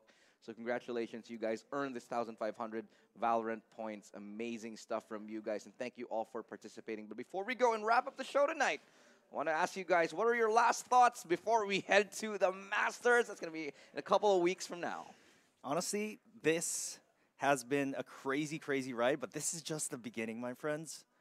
And let me tell you, earlier when I was watching your interview with Archangel on screen, again, it was hard not to get teary-eyed because it was such a cool moment for this team, for this group of friends. And I guess I'm just going to live vicariously through them from now on. I think this kind of tournament, I love to see it because it shows and encourages growth in the Philippines esports scene. And with a game such as Valorant, which requires teamwork and all of these things, it's great to see. So I look forward to seeing teams again in Stage 2, but I'm really looking forward to seeing the Masters. All right, well, there you have it from my panel. It has been an amazing time, but it's time for us to sign off. Destiny has been written down, and in that book, Archangel has now written their names amongst the stars and became the second team to qualify for the Masters. So for this panel, Trix and Viminal, my name is Illustrado, and it's time for me to say good game and good night. See you all at the Masters.